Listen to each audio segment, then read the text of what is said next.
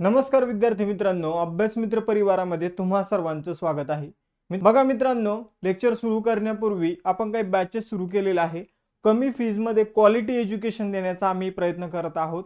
जर तुम्हाला या बॅचेस जॉइन करायचे असेल किंवा तुमचा कोणी मित्र असेल तर त्याला तुम्ही या बॅचेस नक्कीच सजेस्ट करू शकता। जसं की कंबाईन साठी आहे प्रतिज्ञा बॅच, फी फक्त आहे 500 रुपये। अजून 300 विद्यार्थी कंप्लीट झालेले नाही। 300 विद्यार्थी कंप्लीट झाल्यानंतर या बॅचची फी 1000 किंवा 1500 रुपये होणार आहे। त्याचबरोबर बघा मित्रांनो, राज्यसेवेसाठी विजयश्री बॅच आहे 99 रुपयामध्ये 999 रुपयामध्ये तुम्हाला या बॅचमध्ये ॲडमिशन मिळेल। रेकॉर्डेड बॅच आहे। आणि आता रिसेंटली म्हणजे कालच आपण पॉलिटीच्या नोट्स ज्या आहे त्या मुलांना उपलब्ध करून दिलेल्या आहे। फक्त 99 रुपयामध्ये नोट्स आहे।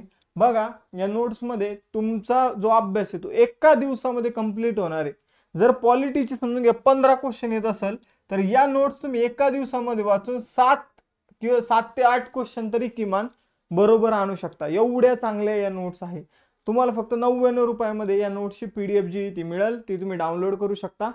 त्याचबरोबर चालू घडामोडीचे इयर बुक आहे, ज्यामध्ये 600 प्लस क्वेश्चन, त्यांचं स्पष्टीकरण, ठीक आहे, त्याच्यावर आधारित टेस्ट, हे सुद्धा तुम्हाला 99 रुपयातच मिळणार आहे। बघा मित्रांनो, राज्यसेवेसाठी आपण एक फाउंडेशन बॅच सुरू केलेली आहे, ज्यामध्ये एनसीईआरटी चे रेकॉर्डेड लेक्चर आम्ही उपलब्ध करून देत आहोत। स्टेट बोर्डचे सुद्धा आता रेकॉर्डेड लेक्चर जे आहे ते उद्या किंवा परवा तुम्हाला हिस्ट्रीचं इयत्ता 6वीचं कंप्लीट स्टेट बोर्ड जे आहे ते उपलब्ध होणार आहे। तर अशा प्रकारच्या या बॅच आहे। आणि त्याचबरोबर लाईव्ह लेक्चर सुद्धा या बॅच मध्ये सुरू झालेले आहे। 7 वाजता आपण 3 दिवस यूट्यूबवर लेक्चर घेतले, जेणेकरून तुम्हाला कळावं की ऍप्लिकेशन मध्ये कसं शिकवलं जातं कसं नाही। तर तुम्ही ते 3 लेक्चर बघू शकता ॲज अ डेमो लेक्चर म्हणून। त्यानंतर स्पेशली एनसीईआरटी चे मराठी माध्यमातून बॅच आहे। हे सगळ्या बॅच अभ्यास मित्र ऍप्लिकेशनवर उपलब्ध आहे। त्याचबरोबर आपलं टेलिग्राम चॅनल आहे, त्याचबरोबर इंस्टाचं चॅनल आहे। सर्व ठिकाणी अभ्यास विषयक साहित्य मिळणार आहे। जर तुम्हाला निश्चितच जर अभ्यास चांगल्या पद्धतीने करायचा तर आम्ही तुम्हाला प्रॉपर वेने गायडन्स करत आहोत। तुम्ही त्या गायडन्सचा लाभ घ्या आणि सगळे प्लॅटफॉर्म तुमच्यासाठी ओपन आहे। जर तुम्हाला आयोगाचे क्वेश्चन पेपर, जुने स्टेट बोर्ड, नवीन स्टेट बोर्ड डाउनलोड करायचे असेल तर आपल्या अभ्यासमित्र.in या वेबसाईटला नक्की व्हिजिट करा। त्यावर तुम्हाला अभ्यास विषयक माहिती, त्याचबरोबर तुम्हाला चालू घडामोडीशी संबंधित माहिती, त्याचबरोबर जे काही स्टेट बोर्ड आहे, क्वेश्चन पेपर आहे, आन्सर की, ते सगळं तुम्हाला तिथं मिळून जाईल। 30 जुलै रोजीचं करंट अफेअर्स बघा मित्रांनो, पहिला क्वेश्चन आहे तुमच्यासाठी। जुलै 2024 मध्ये पंजाबचे नवीन राज्यपाल आणि चंदीगड केंद्रशासित प्रदेशाचे नवीन प्रशासक म्हणून कोणाची नियुक्ती करण्यात आली। तर कालच्याच लेक्चर मध्ये मी तुम्हाला सांगितलं होतं अलीकडे काही नवीन राज्यपालांची नियुक्ती जी आहे ती करण्यात आलेली आहे। मग आता पंजाबचे नवीन राज्यपाल आणि चंदीगडचे नवीन प्रशासक म्हणून गुलाबचंद कटारिया यांची नियुक्ती करण्यात आलेली आहे। तर बघा, बनवारीलाल पुरोहित यांनी पंजाबचे राज्यपाल होते, त्यांनी राजीनामा दिला। मग राजीनामा दिल्यानंतर त्यांच्या जागी गुलाबचंद कटारिया जे आहे तर त्यांची नियुक्ती करण्यात आलेली। त्याचबरोबर चंदीगडचे ते प्रशासक आहे। आणि मी काल तुम्हाला एक क्वेश्चन विचारला होता की एक राज्यपाल 2 राज्याचा किंवा एक राज्य एक केंद्रशासित प्रदेशाचा राज्यपाल म्हणून कार्य करू शकतो। या असा जो काही तरतूद आहे ती भारतीय राज्यघटनेमध्ये कोणत्या घटनादुरुस्तीनुसार टाकली तर ती घटनादुरुस्ती आहे मित्रांनो 7वी घटनादुरुस्ती। कोणती घटनादुरुस्ती ती? 7वी घटनादुरुस्ती। 7व्या घटनादुरुस्तीनुसार एका राज्याचा राज्यपाल हा दुसऱ्या राज्यासाठी सुद्धा राज्यपाल म्हणून काम करू शकतो, ठीक आहे। आणि आता याचं एक्झाम्पल असणार आहे गुलाबचंद कटारिया, ते एका राज्याचे राज्यपाल आहे प्लस एका केंद्रशासित प्रदेशाचे प्रशासक आहेत। त्याचबरोबर जर बघितलं तर अलीकडे बघा काही मेन राज्याचे राज्यपाल चेंज करण्यात आलेले, जसं की राजस्थानचे राज्यपाल झालेले आहे हरिभाऊ किसन बागडे। हे आपल्याला लक्षात ठेवायचं, जोपर्यंत राजस्थानचे राज्यपाल चेंज होत नाही तोपर्यंत यांचं नाव आपल्याला विसरायचं नाहीये, कारण हे महाराष्ट्रातले व्यक्ती आहे आणि यांच्यावर क्वेश्चन कोणत्या ना कोणत्या एक्झाम मध्ये 100% विचारला जाणार आहे। त्यानंतर तेलंगणाचे नवीन राज्यपाल आहे जिष्णुदेव वर्मा, त्यानंतर सिक्कीमचे ओम प्रकाश माथुर, त्यानंतर झारखंडचे संतोष कुमार गंगवार, त्यानंतर रामेन डेका हे छत्तीसगडचे नवीन राज्यपाल आहे। त्यानंतर मेघालयचे CH विजयशंकर, महाराष्ट्राचे CP राधाकृष्णन, मोस्ट इम्पॉर्टंट ही बाब, ठीक आहे। यानंतर गुलाबचंद कटारिया पंजाब आणि चंदीगड केंद्रशासित प्रदेशाचे प्रशासक, त्यानंतर लक्ष्मण प्रसाद आचार्य आसाम आणि मणिपूरचे राज्यपाल, ठीक आहे। तर हे सुद्धा एक 7व्या घटनादुरुस्तीचं आउटपुटचं एक्झाम्पल आहे लक्ष्मण प्रसाद आचार्य, जे सध्या 2 राज्यांचे राज्यपाल म्हणून काम करत आहे। के कैलाशनाथ पुदुचेरीचे नायब राज्यपाल किंवा लेफ्टनंट गव्हर्नर म्हणून त्यांची नियुक्ती करण्यात आलेली आहे. तर अलीकडे या काही नवीन राज्यपालांची नियुक्ती करण्यात आली होती. महत्त्वाचे आपण इथं सर्व पॉइंट्स बघितलेले आहे. तुमचं हे डेली एकाच टॉपिकवर 2-3 क्वेश्चन जर टाकले 2-3 दिवस तर तुमचं प्रॉपर तिथं रिव्हिजन होत आहे. ठीक आहे. यानंतर पुढे जाऊया आणि तुम्हाला 100% परीक्षेमध्ये याचा फायदा बघायला मिळेल. रिव्हिजनचा फायदा खूप असतो मित्रांनो. तुम्ही एकदा वाचलं की गोष्टी लक्षात नाही राहत, त्याला कंटिन्यू रिवाइज करावं लागतं. दुसरा क्वेश्चन आहे, 9व्या T20 महिला आशिया कप 2024चं विजेतेपद कोणी जिंकलं? तर बघा, आशिया कप जो आहे महिलांचा, तर त्याची 9वी आवृत्ती अलीकडे आयोजित करण्यात आली. तर तिच्यामध्ये श्रीलंकाने विजय मिळवलेला आहे. तर श्रीलंकाने फायनलमध्ये भारताचा पराभव केलेला आहे. कोणाचा पराभव केला? तर भारताचा पराभव केला.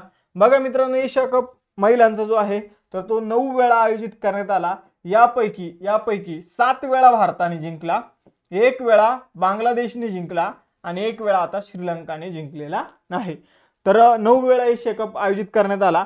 त्या 9च्या 9 वेळा भारत फायनलमध्ये होता. 9च्या 9 वेळा भारत फायनलमध्ये होता. याही वेळी फायनलमध्ये होता आणि श्रीलंकाने भारताचा पराभव केला. एशिया कपची सुरुवात जी आहे मित्रांनो, महिलांच्या एशिया कपची सुरुवात 2004 साली झाली होती आणि पहिला एशिया कप सुद्धा श्रीलंकामध्ये झाला होता. पहिला एशिया कप कुठे झाला होता? तर श्रीलंकामध्ये झाला होता. ही बाब आपल्याला लक्षात ठेवायची. यानंतर पुढे जाऊया. बघा, काही महत्वाचे मुद्दे बघूया. जसं की मालिकावीर कोण होती? चामारी अट्टापट्टू श्रीलंकेची खेळाडू आहे आणि हिने सगळ्यात जास्त धावा काढलेले आहे. चामारी अट्टापट्टूने 304 धावा. सामनावीर कोण राहिली? तर हर्षिता समरविक्रमा. आणि सगळ्यात जास्त विकेट कोणी घेतल्या या ट्रॉफीमध्ये? तर दीप्ती शर्मा यांनी महिलांच्या आशिया कप मध्ये सगळ्यात जास्त विकेट घेतल्या, 10.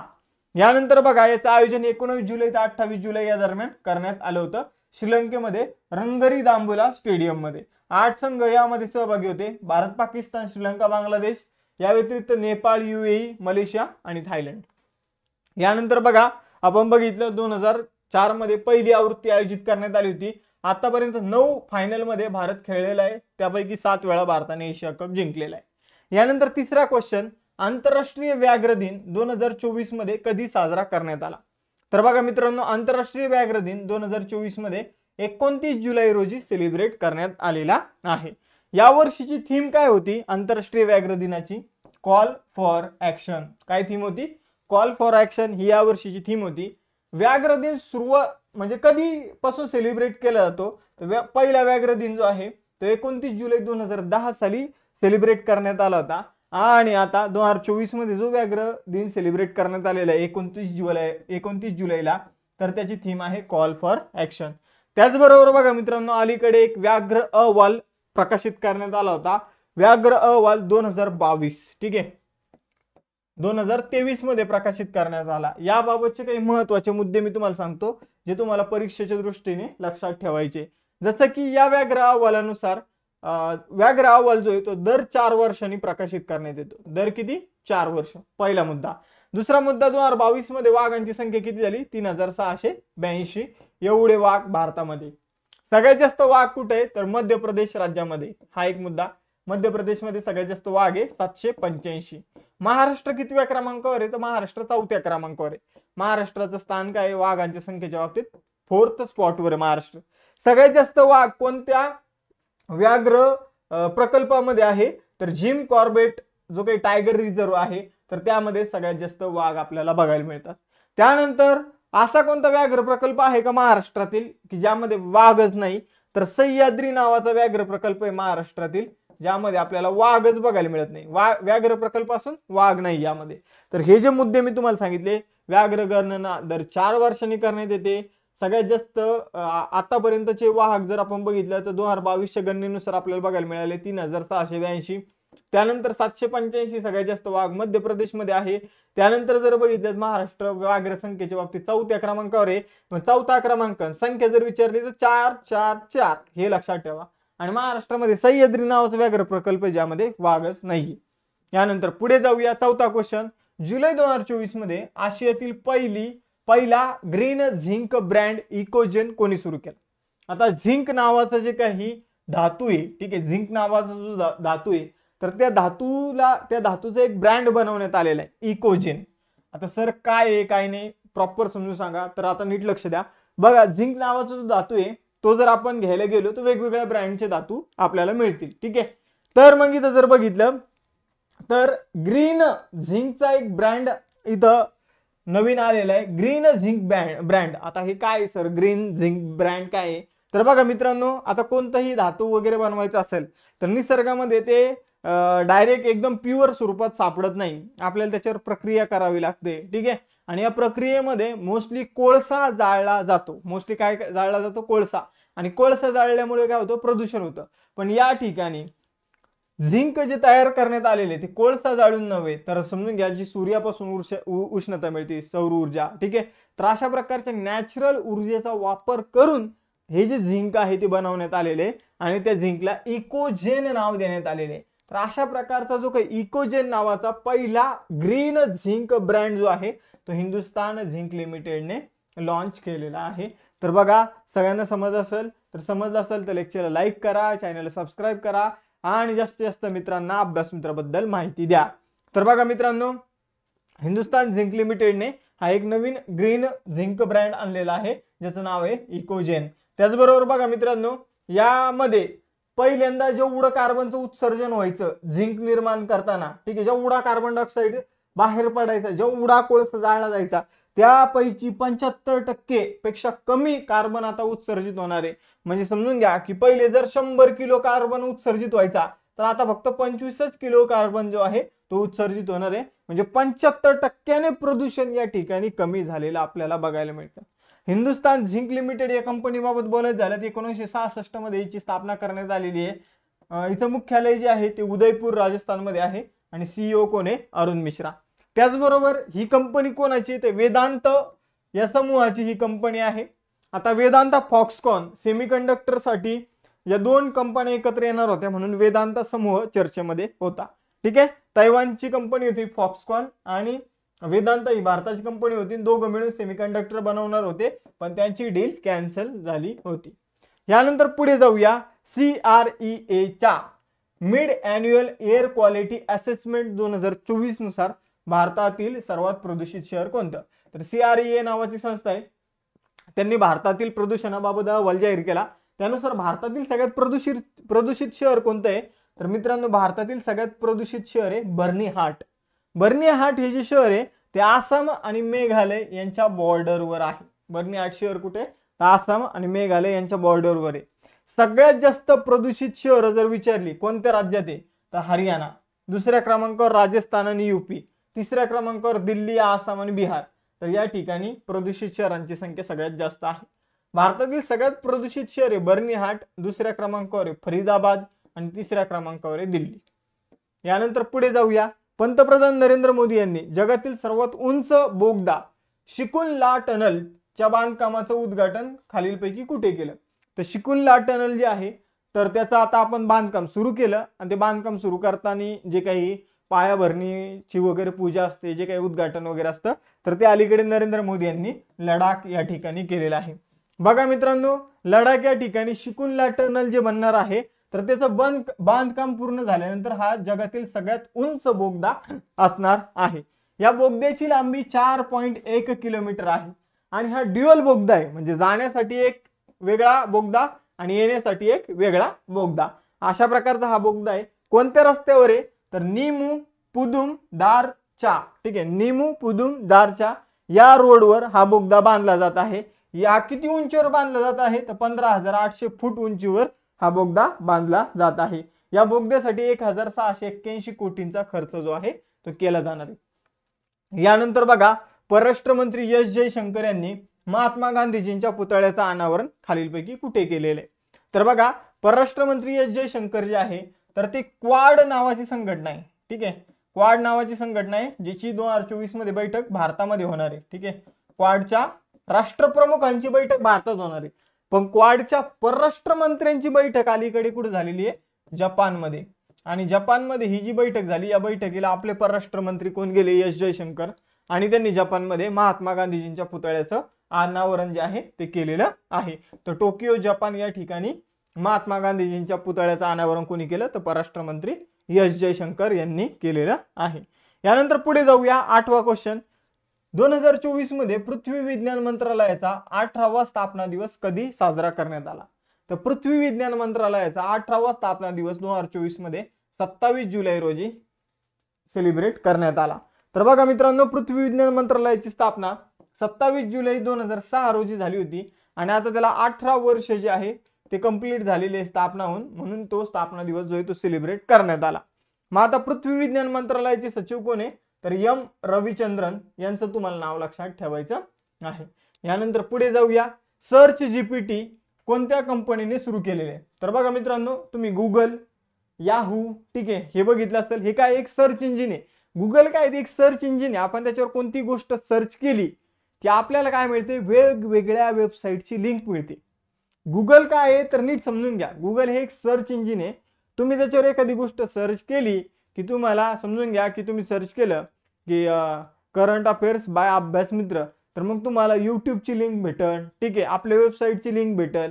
म्हणजे सर्च इंजिनवर आपण काहीही सर्च केलं तर आपल्याला काय मिळते, समजून घ्या. आता पॅरिस ऑलिम्पिक सुरू होते, पॅरिस ऑलिम्पिक टाकलं तर वेगवेगळे न्यूज पेपरच्या वेबसाईट त्यांची लिंक भेटेल. म्हणजे आपल्याला सर्च इंजिन काय करतात, तर आपल्याला एक रस्ता दाखवण्याचं काम करतात वेगवेगळ्या वेबसाईट पर्यंत जाण्याचा. मग तसंच एक सर्च इंजिन सध्या मार्केटमध्ये आले, त्याचं नाव आहे सर्च जीपीटी. हे सर्च जीपीटी नावाचं सर्च इंजिन कोणी बनवलं, तर ओपन एआय नावाच्या कंपनीने बनवलं. हे सर्च जीपीटीनेच या ओपन एआयनेच पहिले चॅट जीपीटी सुद्धा बनवलेलं आहे. आणि बघा मित्रांनो, हे ओपन एआय जी कंपनी आहे याला मोस्टली फंडिंग करणारी कंपनी कोणती आहे किंवा याची पॅरेंट कंपनी कोणती आहे, तर ती आहे मायक्रोसॉफ्ट. मायक्रोसॉफ्टचं सुद्धा स्वतःचं सर्च इंजिन आहे, त्याचं नाव आहे याहू. त्याचं नाव काय आहे, याहू. हे मायक्रोसॉफ्टचं स्वतःचं काय आहे, सर्च इंजिन आहे. तर ओपन एआयने अलीकडे स्वतःचं सर्च इंजिन लॉन्च केलं, त्याचं नाव सर्च जीपीटी ठेवण्यात आलं. त्याचबरोबर जर आपण बघितलं तर गुगल सारखंच ते काम करणारे ओपन एआय कंपनीची स्थापना डिसेंबर 2015 मध्ये करण्यात आली होती. कॅलिफोर्निया USA मध्ये त्याचं मुख्यालय आहे आणि सॅम अल्टमन जे आहे ते ओपन एआयचे CEO आहे. त्यानंतर 10वा क्वेश्चन, कोणत्या मंत्रालयाने upgrade steel import monitoring system portal सुरू केलेले. तर बघा मित्रांनो, upgraded steel import monitoring system जे आहे तर ते पोलाद मंत्रालय स्टील मिनिस्ट्रीने सुरू केलेले. बघा ऑलरेडी आपल्याकडे एक पोर्टल वेबसाईट होती स्टील इम्पोर्ट मॉनिटरिंग सिस्टम नावाने, तिला आता अलीकडे अपग्रेड करण्यात आलं. याच्यावर काय असतं की किती स्टील आपण मागवलं, किती निर्यात केलं, याविषयक आकडेवारी स्टील इम्पोर्ट मॉनिटरिंग सिस्टमवर आपल्याला बघायला मिळते. तर मोस्टली जे काही इम्पोर्ट केलेलं स्टील असतं तर त्याची आकडेवारी आपल्याला यावर बघायला मिळते. त्यालाच आपण अपग्रेड केलं, त्यावर नवीन नवीन फीचर्स ऍड केले. तर ह्या पोर्टलचं जे काही अनावरण आहे हे कोणी सुरू केलेलं आहे, तर हे आपलं पोलाद मंत्रालय किंवा स्टील मिनिस्ट्रीने सुरू केलेलं आहे. एवढी जी इन्फॉर्मेशन याबाबत लक्षात ठेवा. त्यानंतर बिहारमध्ये केंद्र सरकारने all India institute of medical science, ज्याला आपण एम्स म्हणतो, ठीक आहे, all India institute of medical science, तर याला आपण एम्स म्हणतो. एम्स नावाचं जे काही हॉस्पिटल म्हणा तुम्ही, त्या ठिकाणी मुलांना ट्रेन केलं जातं, ठीक आहे. तर अशा प्रकारचं कॉलेज प्लस हॉस्पिटल ही जी संस्था आहे ती बिहारमध्ये कुठे स्थापन केली जाणार आहे, तर बिहारमध्ये ऑलरेडी एक संस्था जी आहे तर ती स्थापित आहे पाटणाला. दुसरी संस्था जी आहे ती दरभंगा या ठिकाणी स्थापन केली जाणार आहे. तर बिहारमध्ये दुसरं एम्स जे आहे तर ते स्थापन केलं जाणार आहे. पहिलं कुठं होतं, पाटणा, दुसरं आहे दरभंगा जिल्ह्यामध्ये. बिहारची स्थापना बघा 5 मार्च 1912 करण्यात आली. पाटणा राजधानी आहे, नितीश कुमार मुख्यमंत्री आहे आणि राजेंद्र विश्वनाथ आर्लेकर हे बिहारचे राज्यपाल आहे. त्यानंतर 12वा क्वेश्चन, नेल्सन मंडेला यांच्याशी संबंधित कोणत्या देशातील ऐतिहासिक स्थळांना युनेस्कोच्या यादीत समाविष्ट करण्यात आलेले. तर बघा नेल्सन मंडेला कोणत्या देशाचे राष्ट्राध्यक्ष होते, दक्षिण आफ्रिका. दक्षिण आफ्रिकेमध्ये त्यांनी वर्णभेद मिटवण्यामध्ये मोलाचं योगदान दिलं होतं.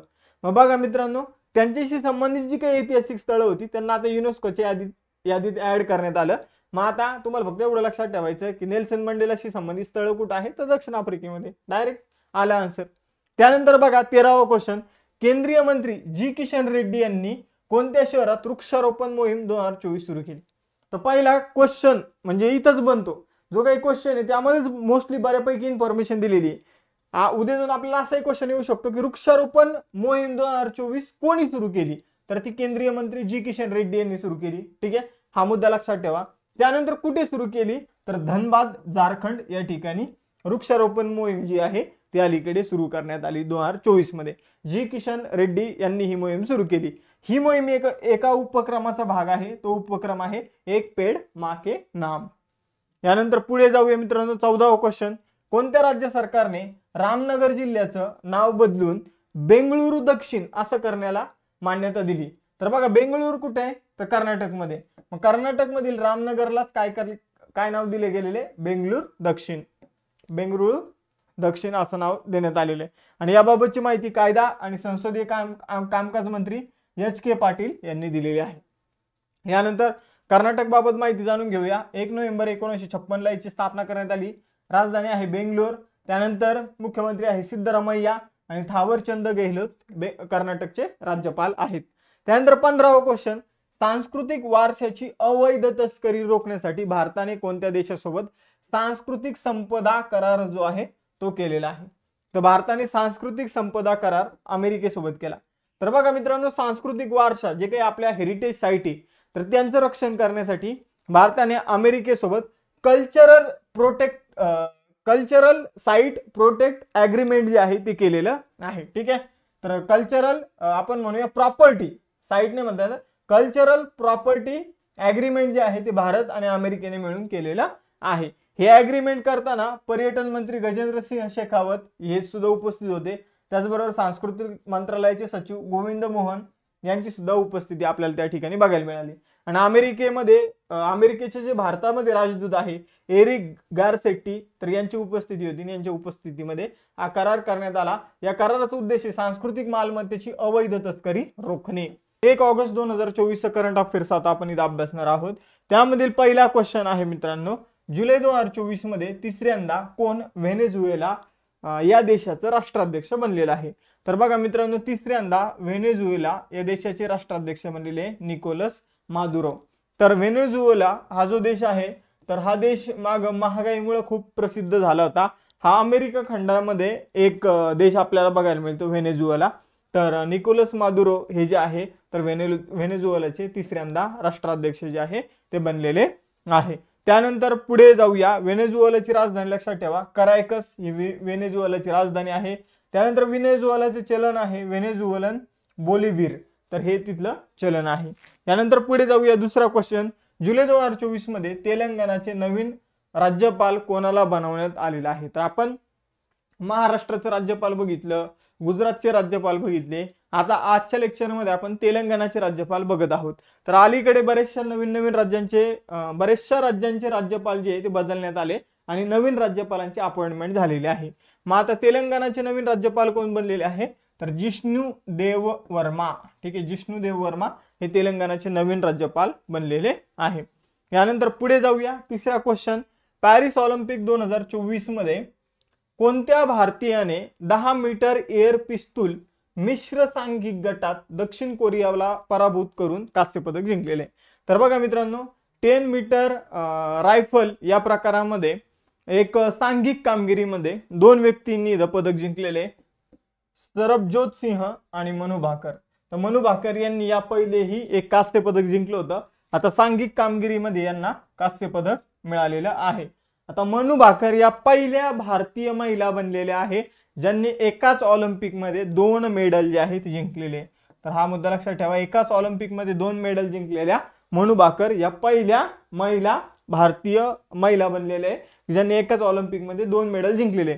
जसं की PV सिंधू यांनी 2 मेडल जिंकलेले पण ते वेगवेगळ्या ऑलिम्पिकमध्ये जिंकलेले. ठीक आहे, कुस्तीमध्ये काही जणांनी 2 मेडल जिंकलेले पण ते वेगवेगळ्या ऑलिम्पिकमध्ये. तर पहिल्या भारतीय व्यक्ती बनलेले की एकाच ऑलिम्पिकमध्ये 2 मेडल जिंकलेले भारतीय महिला म्हणा किंवा एकूण खेळाडूत म्हणा, मनू भाकर हे नाव तुम्हाला लक्षात ठेवायचं आहे. कारण 100% यावर आता भविष्यातल्या एक्झामवर आपल्याला यावर प्रश्न विचारला जाणार आहे. यानंतर पुढे जाऊया. मनू भाकर सोबत सांघिक कामगिरीमध्ये सरबजोत सिंह यांनी पदक जिंकलं म्हणून आपलं उत्तर असणार आहे A आणि B दोन्ही. ठीक आहे, प्रकार लक्षात ठेवा. 10 मीटर एअर पिस्तूल या प्रकारामध्ये त्यांनी हे पदक आपल्या नावावर केलं. त्यांनी कोणाला हरवलं तर दक्षिण कोरियाला हरवलेलं आहे. यानंतर चौथा क्वेश्चन, सुहेल एजाज खान यांची कोणत्या देशात भारताचे राजदूत म्हणून नियुक्ती करण्यात आली? तर बघा मित्रांनो, सुहेल एजाज खान जे आहे ते ऑलरेडी सौदी अरेबियामध्ये भारताचे राजदूत आहे सौदी अरेबियामध्ये. आणि आता त्यांना एक्स्ट्रा कार्यभार दिलेला आहे यमनचा. तर यमन आणि सौदीचे सध्या भारताचे राजदूत कोण आहे? तर सुहेल एजाज खान. ठीक आहे, भारताने त्यांची सौदी अरेबियामध्ये यमनमध्ये भारताचे राजदूत म्हणून नियुक्ती केलेली आहे. तर सुहेल एजाज खान जे ते 1997च्या बॅचचे परराष्ट्र सेवेतील अधिकारी आहेत. यानंतर यमन विषय जाणून घेऊया. यमनची राजधानी जी ती सना आहे. आशिया खंडामध्ये यमन येतो. यमनी रियाल जो आहे तर ते तिथलं चलन आहे आणि पंतप्रधान आहे अहमद अवद बिन मुबारक. यानंतर पुढे जाऊया. 5वा क्वेश्चन बघा, यावर आपल्याला प्रश्न परीक्षेमध्ये विचारला जाऊ शकतो. 2025चा जो काही T20 एशिया कप आहे तर तो कोणता देश आयोजित करेल? तर बघा मित्रांनो, एशिया कप जो असतो ना तो वेगवेगळ्या फॉर्मॅटमध्ये 2 फॉर्मॅटमध्ये आयोजित केला जातो. एक असतो T20 फॉर्मॅट आणि दुसरा असतो ODI फॉर्मॅट. आता एशिया कप कसा म्हणजे कोणत्या फॉर्मॅटमध्ये आयोजित केला जाईल हे डिपेंड असतं वर्ल्ड कपवर. फॉर एक्झाम्पल आता बघा T20 वर्ल्ड कप आता 2024 मध्ये झाला. यानंतरचा T20 वर्ल्ड कप कधी होणार आहे? 2026 मध्ये. मग 2026च्या अगोदर ठीक आहे हा T20 वर्ल्ड कप कधी होणार आहे? 2026 मध्ये. मग आता 2026च्या अगोदर जो एशिया कप असेल तो T20 फॉर्मॅट मध्ये असेल. कोणत्या फॉर्मॅट मध्ये असेल? T20. आणि यानंतर जर बघितलं तर 2027 मध्ये काय होणार आहे? 2027 मध्ये जर आपण बघितलं तर वन डेचा वर्ल्ड कप होणार आहे, ODI वर्ल्ड कप. मग त्या अगोदर जो एशिया कप असेल तर तो ODI फॉर्मॅट मध्ये असेल. ठीक आहे.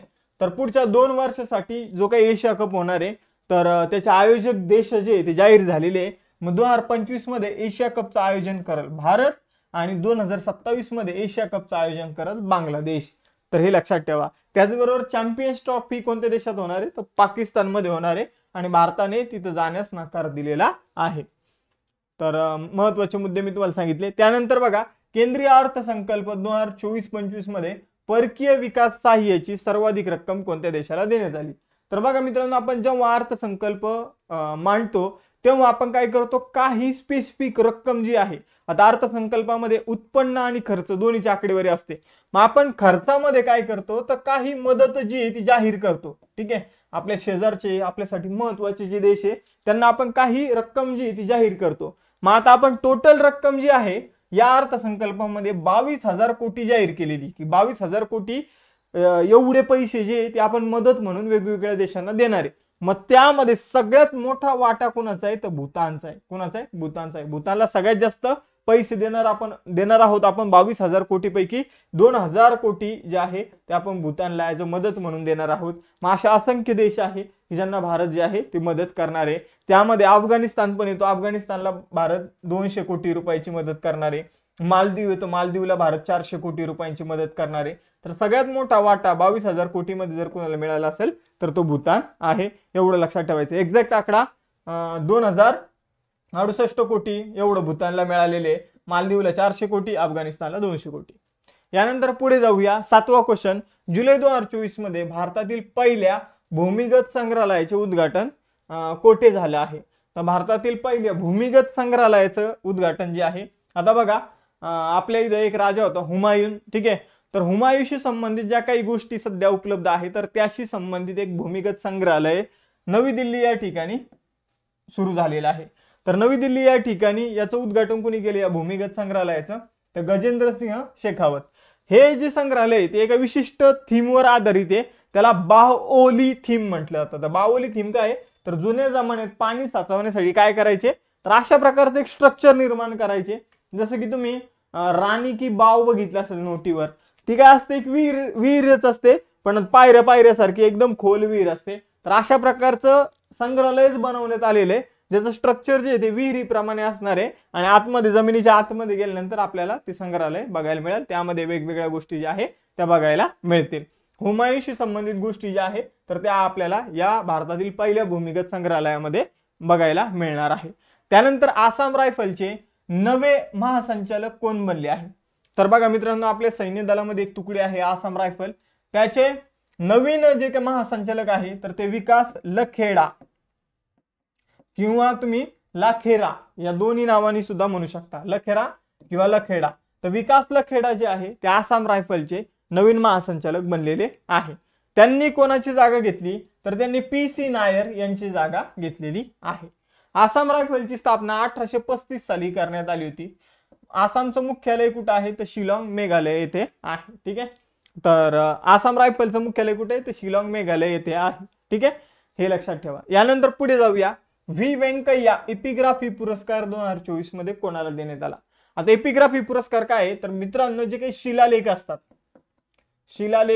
तर शिलालेखाचं वाचनाबद्दल जो एक्सपर्ट व्यक्ती असतो, शिलालेखाच्या वाचनाबद्दल त्याशी संबंधित अभ्यास करणारा जो व्यक्ती असतो, त्याला हा व्ही व्यंकय्या एपिग्राफी पुरस्कार देण्यात येतो. 2024 मध्ये हा पुरस्कार व्ही वेदाचलम यांना मिळालेला आहे. तर व्ही व्यंकय्या, व्ही वेदाचलम अशा प्रकारे तुम्ही लक्षात ठेवू शकता. यानंतर पुढे जाऊया. बघा, व्ही वेदाचलम यांनी एपिग्राफीवर, अंकशास्त्रावर, मंदिर कला, धर्म आणि समाज या विषयावर 25हून जास्त पुस्तकं जी आहे ती लिहिलेली आहे. त्यानंतर मोस्ट इम्पॉर्टंट क्वेश्चन बघा, ब्रेकिंग रॉक्स अँड बॅरियर्स या पुस्तकाचं लेखन कोणी केलेले? तर ब्रेकिंग रॉक्स अँड बॅरियर्स या पुस्तकाचं लेखन केलेले सुदीप्ता गुप्ता यांनी. तर बघा मित्रांनो, या एक एक्सप्लोरर आहे, म्हणजे वेगवेगळ्या ठिकाणी फिरतात, जसं की अंटार्क्टिक झालं, आर्टिक झालं, त्यानंतर माउंट एव्हरेस्ट झालं, अशा दुर्गम ठिकाणी फिरणाऱ्या या व्यक्ती आहे. आणि त्या सुदीप्ता गुप्ता, आणि त्यांचं हे पुस्तक आहे ब्रेकिंग रॉक्स अँड बॅरियर. आणि त्यांनी जे काही दुर्गम ठिकाणं फिरलेले आहे तर त्याचे एक्सपिरियन्स जे आहे ते त्यांनी या पुस्तकामध्ये लिहिलेले आहे. त्यानंतर सुदीप्ता गुप्ता यांच्याबद्दल एक माहिती लक्षात ठेवा, अंटार्क्टिकामध्ये पाऊल ठेवणाऱ्या त्या पहिल्या महिला आहेत. यानंतर पुढे जाऊया. त्यांना या अगोदर 1991 मध्ये शांती स्वरूप भटनागर पुरस्कारानं सुद्धा सन्मानित करण्यात आलेलं आहे. यानंतर 11वा क्वेश्चन आहे, गोयम विनामूल्य वीज एवजन योजना कोणी सुरू केली? तर बघा मित्रांनो, ही तुम्हाला थोडी कोंकणी भाषा दिसत असेल, तर गोवा सरकारने काय केलेलं आहे तर गोयम विनामूल्य वीज एवजन योजना सुरू केलेली आहे. तर ही योजना काय आहे तर या योजनेच्या माध्यमातून आता बघा, प्रधानमंत्री सूर्यघर योजना अलीकडे एक सुरू झाली होती, ज्यामध्ये आपण जर बघितलं तर प्रत्येक घरामध्ये वीज पोहोचवायची आणि लोकांना स्वतःच्या घरावर सोलार पॅनल बसवायला मदत करायची. तर ती जी योजना आहे तर त्या योजनेअंतर्गत गोवा सरकारने एक योजना सुरू केलेली आहे, गोयम विनामूल्य वीज एवजन योजना. या योजनेअंतर्गत लोकांना 300 युनिट वीज मोफत दिली जाणार आहे. प्लस गोव्याचे जे काही प्रॉपरचे लोक आहेत त्यांना त्यांच्या घरावर सोलार पॅनल बसवण्यासाठी आर्थिक सहाय्य जे आहे तर ते सरकारमार्फत केले जाणार आहे. तर अशा प्रकारची ही एक योजना आहे. बघा, प्रधानमंत्री सूर्यघर मोफत वीज योजनेशी हा उपक्रम जो आहे तो जोडण्यात आलेला आहे. यानंतर पुढे जाऊया. बघा, गोव्याची जी स्थापना आहे तर ती 30 मे 1987 साली करण्यात आली ॲज राज्य म्हणून. त्यानंतर पणजी जी आहे ती गोव्याची राजधानी, प्रमोद सावंत मुख्यमंत्री आणि PS श्रीधरन पिल्लई हे गोव्याचे राज्यपाल आहे. त्यानंतर 12वा क्वेश्चन आहे, भारतीय नौदलाच्या कोणत्या जहाजाने रशियन नौदलाच्या 328व्या वर्धापन दिनानिमित्त मुख्य नौदल परेडमध्ये भाग घेतला? तर बघा मित्रांनो, अलीकडे रशियन नौदलाने त्यांचा 328वा स्थापना दिवस जो आहे तो साजरा केला आणि त्यामध्ये भारताचं एक जहाज गेलं होतं त्या परेडमध्ये. ते जहाज होतं INS तबर. तर INS तबर या जहाजाने रशियन नौदलाच्या 328व्या वर्धापन दिनानिमित्त जी काही परेड आयोजित करण्यात आली होती त्यामध्ये भाग घेतला. मग आता या परेडमध्ये INS तबर सोबत व्हाईस ऍडमिरल तरुण सोबती हे सुद्धा गेले होते. तर एवढं लक्षात ठेवायचं. यानंतर पुढे जाऊया. रशियाविषयी, तर रशियाची राजधानी मॉस्को, रशियाचं चलन आहे रुबल, रशियन रुबल आपण त्याला म्हणतो. अध्यक्ष आहे व्लादिमीर पुतिन म्हणजे राष्ट्रपती आणि पंतप्रधान आहे मिखाईल मिशुस्टिन. तर एवढी इन्फॉर्मेशन लक्षात ठेवा. त्याचबरोबर रशियाचं जे काही युद्ध चालू आहे ते कोणत्या देशासोबत चालू आहे? युक्रेन सोबत चालू आहे. मग आजचा तुमचा क्वेश्चन हा आहे की युक्रेन मधून भारतीय नागरिकांना परत आणण्यासाठी भारत सरकारने कोणतं ऑपरेशन सुरू केलं हे तुम्हाला कमेंट बॉक्समध्ये सांगायचं आहे. त्यानंतर 13वा क्वेश्चन, गेल्या 5 वर्षात भारतात किती वाघांचा मृत्यू झाला? तर गेल्या 5 वर्षामध्ये भारतामध्ये 668 वाघांचा मृत्यू झालेला आहे. आता कालच्या लेक्चरमध्ये मी सांगितलं होतं की महाराष्ट्रात सह्याद्री जो काही व्याघ्र प्रकल्प आहे त्यामध्ये एकही वाघ उपलब्ध नाही. तर 2022ची जी काही आकडेवारी हिंदुस्तान टाइम्स मध्ये प्रकाशित करण्यात आली, जी काही ऑफिशियल आकडेवारी भारत सरकारने प्रकाशित केली, त्याच्या आधारावर मी ती माहिती दिलेली आहे. एक कमेंट होती की सर माझं घर शेजारीचे सह्याद्री व्याघ्र प्रकल्पाच्या आणि मला दररोज तिथं वाघ दिसतो. पण विषय असा आहे की आपण ऑफिशियल आकडेवारीनुसार जायचे, कारण परीक्षेमध्ये आपण जर समजून तुम्ही जरी एखादा वाघ बघितला असेल तिथं, पण परीक्षेमध्ये 2022चा जो काही डेटा आपल्याकडे आलेला आहे त्यावर प्रश्न विचारला जाईल आणि मग तिथं तुमचं उत्तर जर तुम्ही डेटानुसार नाही दिलं तर तुमचं उत्तर चुकूही शकतं. तर त्यामुळं जो काही ऑफिशियल डेटा आहे, जो काही सरकारचा डेटा असतो त्या डेटानुसार तुम्हाला काय करायचं जायचं आहे. असं होऊन जाईल की 2022 जे सर्वेक्षण आहे तर ते 2023 मध्ये प्रकाशित करण्यात आलं, ते आपल्याला करंट अफेअर्स मध्ये विचारलं जाईल. मग 2022 नंतर कदाचित त्या ठिकाणी वाघ आणले असतील तर ते असंही होऊ शकतं. ठीक आहे, यानंतर पुढे जाऊया. बघा मित्रांनो, आपल्याकडे 2019 मध्ये 96 वाघांचा, 2020 मध्ये 106, 2021 मध्ये 127, 2022 मध्ये 121, 2023 मध्ये 178 वाघांचा मृत्यू झाला. तर अशा प्रकारे मागच्या 5 वर्षात 628 वाघ जे आहे तर त्यांचा मृत्यू झालेला आहे. प्रोजेक्ट टायगर कधी सुरू करण्यात आला होता, तर 1 एप्रिल 1973 साली प्रोजेक्ट टायगर सुरू करण्यात आला होता. त्यानंतर बघा, कोणत्या राज्याने नीती आयोगाच्या धर्तीवर एक थिंक टँक स्थापन करण्याची घोषणा केली, तर नीती आयोगाच्या धर्तीवर महाराष्ट्र सरकारने ऑलरेडी मित्र नावाचा एक थिंक टँक जो आहे तर तो स्थापन केलेला आहे. तर याचा फुल फॉर्म काय हे तुम्हाला कमेंट बॉक्समध्ये सांगायचंय. आता सेम संस्था जी ती गुजरातने स्थापन करण्याचा निर्णय घेतलेला आहे. तर गुजरातने नीती आयोगाच्या धर्तीवर गुजरात स्टेट ट्रान्सफॉर्मेशन इन्स्टिट्यूट स्थापन करण्याचा निर्णय घेतलेला आहे. गुजरात सरकारचं एक विजन आहे, त्या विजनचं नाव आहे गुजरात 2047 डायनॅमिक डॉक्युमेंट रोडमॅप. हे गुजरात सरकारचं विकसित होण्यासाठी एक विजन आहे आणि त्या विजन अंतर्गत गुजरातने नीती आयोगाच्या धर्तीवर गुजरात स्टेट ट्रान्सफॉर्मेशन इन्स्टिट्यूटची स्थापना केलेली आहे. यानंतर पुढे जाऊया. गुजरातची स्थापना 1 मे 1960 याच दिवशी महाराष्ट्राची स्थापना करण्यात आली. राजधानी आहे गांधीनगर, मुख्यमंत्री आहे भूपेंद्र पटेल, राज्यपाल आहे आचार्य देवव्रत. त्यानंतर 2024 मध्ये कोणता भारताचा तिसरा युनिकॉर्न बनलेला आहे, तर भारताचा 2024 मध्ये तिसरी युनिकॉर्न कंपनी. आता युनिकॉर्न कंपनी काय असते, तर ज्या कंपनीचं भाग भांडवल $1 बिलियन एवढं होतं तर तिला युनिकॉर्न कंपनी म्हटलं जातं. मग भारतातील तिसरी युनिकॉर्न कंपनी बनलेली आहे रॅपिडो. रॅपिडो अगोदर जर आपण बघितलं तर 2 युनिकॉर्न कंपन्या बनलेल्या आहे. मग त्या कोणत्या आहे, तर पॅराफिओस आणि कृत्रिम AI. तर ओलाचीच एक काय आहे, तर AI कंपनी आहे, तिचं नाव ठेवलेलं आहे कृत्रिम AI. ही भारतातील पहिली आर्टिफिशियल इंटेलिजन्सची युनिकॉर्न कंपनी ठरली होती कृत्रिम AI. ठीक आहे, तर हा सुद्धा मुद्दा लक्षात ठेवा. जर तुम्हाला प्रश्न आला की भारतातील पहिली आर्टिफिशियल इंटेलिजन्सवर आधारित युनिकॉर्न कंपनी कोणती आहे, तर तुमचं उत्तर असलं पाहिजे कृत्रिम AI. ठीक आहे, तर आता कृत्रिम AI, पॅराफिओस, त्याचबरोबर तिसरा जो काही युनिकॉर्न कंपनी बनलेली भारतातील ती म्हणजे रॅपिडो. तर एवढी इन्फॉर्मेशन 2 ऑगस्टचे करंट अफेअर्सचा अभ्यास करूया. बघा, पहिला प्रश्न आहे संघ लोकसेवा आयोग म्हणजे UPSC चे नवीन अध्यक्ष म्हणून कोणाची नियुक्ती करण्यात आली, तर UPSC चे नवीन अध्यक्ष बनलेले आहे प्रीती सुदान. प्रीती सुदान यांनी कोणाची जागा घेतलेली आहे, तर प्रीती सुदान यांनी मनोज सोनी यांची जागा घेतलेली. कोणाची जागा घेतली, तर मनोज सोनी यांची जागा घेतलेली आहे. बघा मित्रांनो, मनोज सोनी यांनी त्यांचा कार्यकाळ पूर्ण होण्या अगोदरच म्हणजे जवळपास 5 वर्ष कार्यकाळ बाकी होता त्या अगोदरच त्यांनी राजीनामा दिला आणि आता त्यांच्या जागी एक IAS अधिकारी जे 1983च्या बॅचच्या आंध्र प्रदेश केडरच्या IAS अधिकारी आहे, निवृत्त IAS अधिकारी प्रीती सुदान यांची नियुक्ती करण्यात आलेली आहे. आता प्रीती सुदान ऑलरेडी UPSC मध्ये 2022 पासून सदस्य म्हणून कार्यरत होत्या, आता त्या अध्यक्ष बनलेल्या आहे. आता UPSC मध्ये काम करण्या अगोदर आरोग्य आणि कुटुंब कल्याण मंत्रालयामध्ये सचिव या पदावर त्यांनी काम केलेलं आहे. आता UPSC बाबत जाणून घेऊया. बघा, 1919 मध्ये एक कायदा आला होता, त्याचं नाव होतं मॉन्टेग्यू-चेम्सफोर्ड कायदा. तर हा जो मॉन्टेग्यू-चेम्सफोर्ड कायदा होता यानुसार संघ लोकसेवा आयोग किंवा केंद्रीय लोकसेवा आयोगाची स्थापना करण्यात आली होती. तर हा मुद्दा आपल्याला लक्षात ठेवायचा आहे. आणि यानंतर जो भारत सरकारचा कायदा 1935 चा आला होता त्यानुसार संयुक्त लोकसेवा आयोग आणि राज्य लोकसेवा आयोगाची स्थापना जी आहे ती करण्यात आली होती. बघा, जो काही केंद्रीय लोकसेवा आयोग आहे त्याची स्थापना 1 ऑक्टोबर 1926 मध्ये करण्यात आलेली आहे स्थापना. आता बघा, कोणत्या कमिशननुसार याची स्थापना करण्यात आली, तर ली कमिशननुसार याची स्थापना करण्यात आली होती. मुख्यालय आहे नवी दिल्लीमध्ये.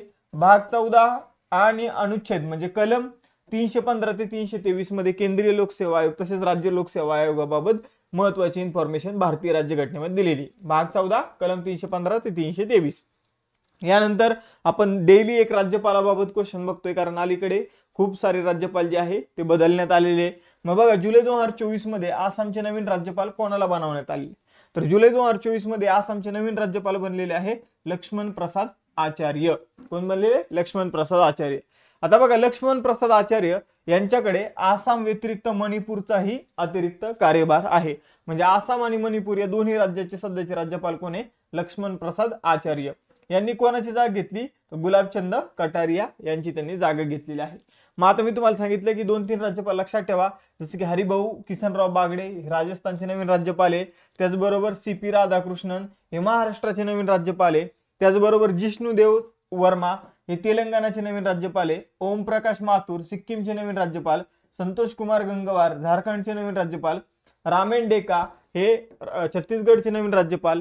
CH विजयशंकरन मेघालयचे नवीन राज्यपाल. गुलाबचंद कटारिया पंजाब आणि चंदीगडचे नवीन राज्यपाल.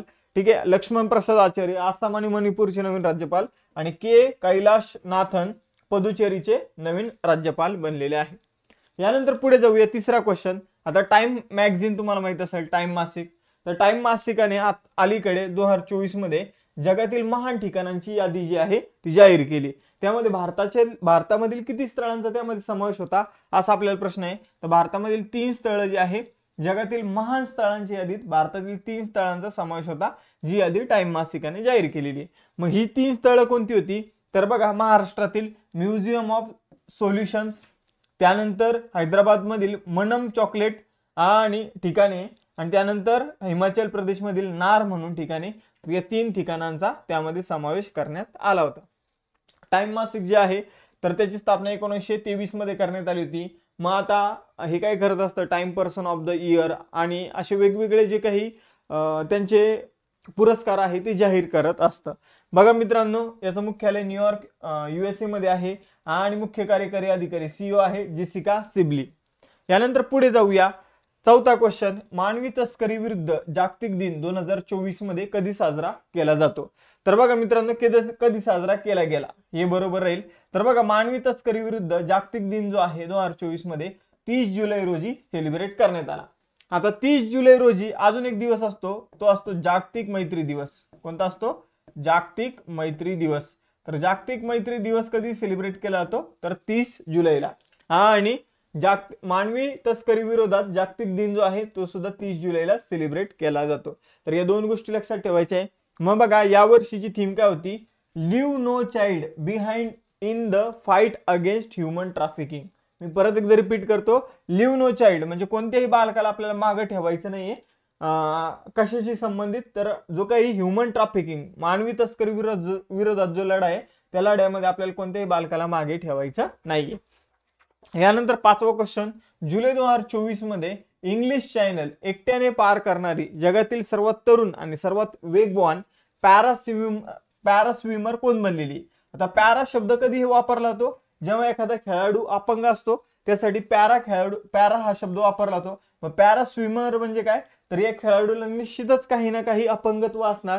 मग आता इथं बघा मित्रांनो, इंग्लिश चॅनल काय हे सुरुवातीला समजून घेऊ. आता बघा, इथं वर तुम्हाला इंग्लंडचा नक्षा दिसतोय, खाली तुम्हाला फ्रान्सचा नक्षा दिसतोय.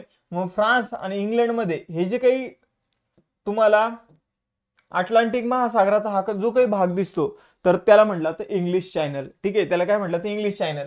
आता इंग्लिश चॅनलचं आपण जर बघितलं 34 किलोमीटर अंतर आहे. हे टोटल फ्रान्स पासून जे काही इंग्लंड पर्यंतचं अंतर आहे हे किती किलोमीटरचं आहे? तर 34 किलोमीटरचं आहे. मग 34 किलोमीटर अंतर जे आहे ते कोणी पार केलेले? तर जिया वर्मा हिने पार केलेले.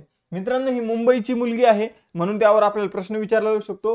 16 वर्षाची आहे. ठीक आहे, आणि ऑटिझम स्पेक्ट्रम डिसऑर्डरने ग्रस्त आहे म्हणून ती एक पॅरा खेळाडू म्हणून गणली जाते. तर बघा मित्रांनो, हिने हे 34 किलोमीटर अंतर 17 तास 25 मिनिटांमध्ये पार केलेलं आहे. तर एवढं आपल्याला लक्षात ठेवायचं. GRI हे नाव आपल्याला माहित असलं पाहिजे. ठीक आहे.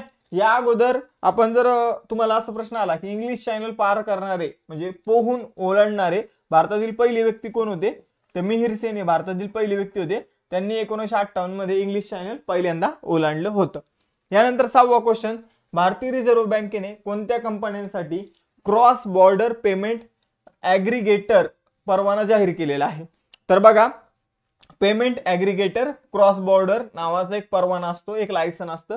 हे लायसन काय असतं? आयात आणि निर्यात करण्यासाठी जर तुम्हाला ऑन दी स्पॉट पेमेंट करायचं असेल, फॉर एक्झाम्पल तुम्ही एखादी गोष्ट आयात केली आणि ती मुंबई पोर्टवर आली तर तुम्हाला तिथे एखादं पेमेंट करायचे, किंवा तुम्ही एखादी गोष्ट निर्यात करताय आणि तुम्हाला जर एखादं पेमेंट करायचे, ठीक आहे, किंवा स्वीकारायचं एखादं पेमेंट, तर या केसमध्ये आता जो काही क्रॉस बॉर्डर पेमेंट ॲग्रीगेटरचा परवाना ज्या समजून घ्या कंपनीकडे असेल त्या कंपनीच्या माध्यमातून तुम्हाला पेमेंट करावं लागेल. फॉर एक्झाम्पल आता अलीकडे ॲमेझॉन पेला, बिल डेस्कला आणि आयडेन यांना हा परवाना देण्यात आलेला आहे. मग आपण ॲमेझॉन पेच्या माध्यमातून फॉर एक्झाम्पल अमेरिकेवरून मी एखादी गोष्ट मागवली, ठीक आहे, मग समजा जिमचं जे काही ट्रेडमिल वगैरे असतं ते मागवलं आणि मग मला पेमेंट करायचं, मी ॲमेझॉन पेचा वापर करून ते पेमेंट करू शकतो. ठीक आहे, यालाच म्हटलं तर क्रॉस बॉर्डर पेमेंट. मग क्रॉस बॉर्डर पेमेंटसाठी अलीकडे आरबीआयने आयडेन, ॲमेझॉन पे, बिल डेस्क या तिन्ही संस्थांना काय दिलेली आहे, मान्यता दिली. म्हणून आपलं उत्तर पर्याय क्रमांक 4 असेल. सर्वचे सर्व कसे बरोबर आहे. यापूर्वी अशी मान्यता कॅश फ्री नावाच्या एका कंपनीला देण्यात आलेली आहे, जी बेंगलोरची कंपनी आहे. यानंतर पुढे जाऊया मित्रांनो. बघा इम्पॉर्टंट क्वेश्चन आहे. कोणता देश 66 वर्षानंतर 2024 मध्ये प्रतिष्ठित 32वी आंतरराष्ट्रीय कृषी अर्थशास्त्र परिषद आयोजित करेल? तर बघा मित्रांनो, तब्बल 66 वर्षानंतर म्हणजे 1958 साली भारताने काय केलं होतं, तर भारताने आंतरराष्ट्रीय कृषी अर्थशास्त्र परिषद आयोजित केली होती भारतामध्ये. आता 66 वर्षानंतर ती परत आयोजित केली जाणार आहे 2024 मध्ये. तर कुठे आयोजित होणार? 2024 मध्ये भारतामध्ये आंतरराष्ट्रीय कृषी अर्थशास्त्रज्ञ परिषद. कितवी असणार आहे? तर 32वी असणार आहे. हा मुद्दा लक्षात ठेवा. किती वर्षाचा गॅप आहे? तर 66 वर्षाचा गॅप आहे. यानंतर पुढे जाऊया. याची थीम काय आहे? तर या परिषदेची थीम आहे मित्रांनो transformation towards sustainable agri food system. ठीक आहे, कृषी अर्थशास्त्रावरील आंतरराष्ट्रीय परिषद आहे. ही परिषद दर 3 वर्षांनी आयोजित केली जाते. यानंतर पुढे जाऊया. 8वा question. Tech leaders forum of India अधिकृतपणे कोठे सुरू करण्यात आलेला आहे? तर बघा, tech leader forum of India अधिकृतपणे संयुक्त अरब अमिरात या ठिकाणी सुरू करण्यात आलेला आहे. एवढंच लक्षात ठेवा या क्वेश्चन विषयी. बाकी एक्स्ट्रा इन्फॉर्मेशन लक्षात ठेवली तरी चालेल. पण कशासाठी सुरू करण्यात आलं हे जे काही tech leader forum of India हे कशासाठी सुरू करण्यात आलं?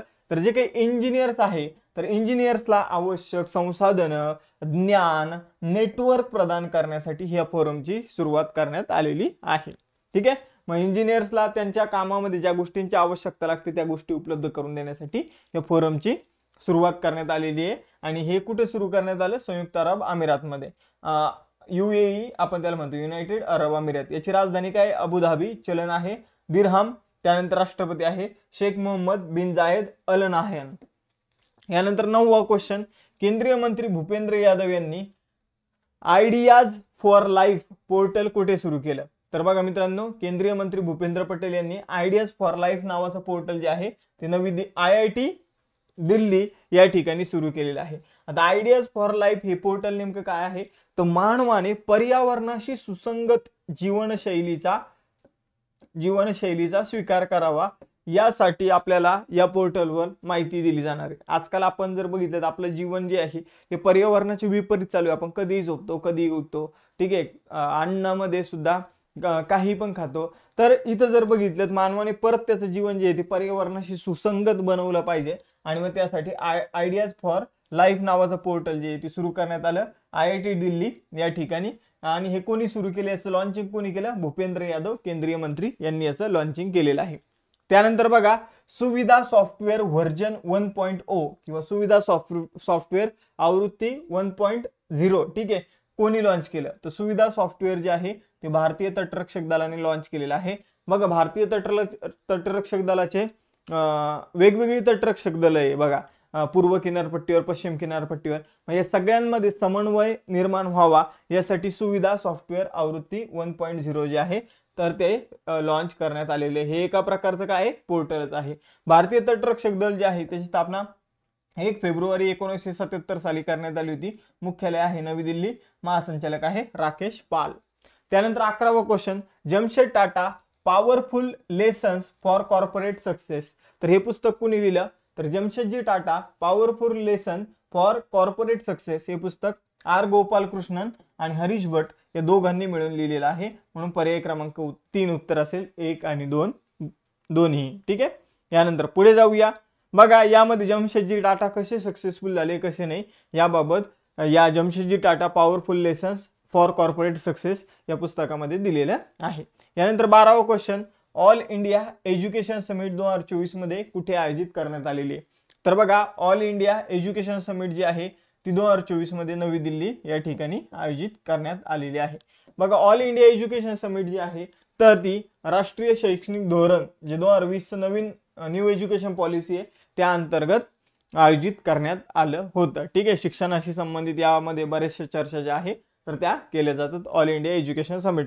तर तुम्हाला लक्षात ठेवायचं नवी दिल्लीमध्ये आयोजित करण्यात आली. कशाच्या अंतर्गत? न्यू एज्युकेशन पॉलिसीच्या अंतर्गत. न्यू एज्युकेशन पॉलिसी जी 2020 ची त्याने कशाची जागा घेतलेली आहे तर 1986 ची जी काही एज्युकेशन पॉलिसी होती त्याची त्याने जागा घेतलेली आहे. आणि न्यू एज्युकेशन पॉलिसीचा उद्देश 2030 पर्यंत भारतीय शिक्षण पद्धतीत बदल घडून आणणं.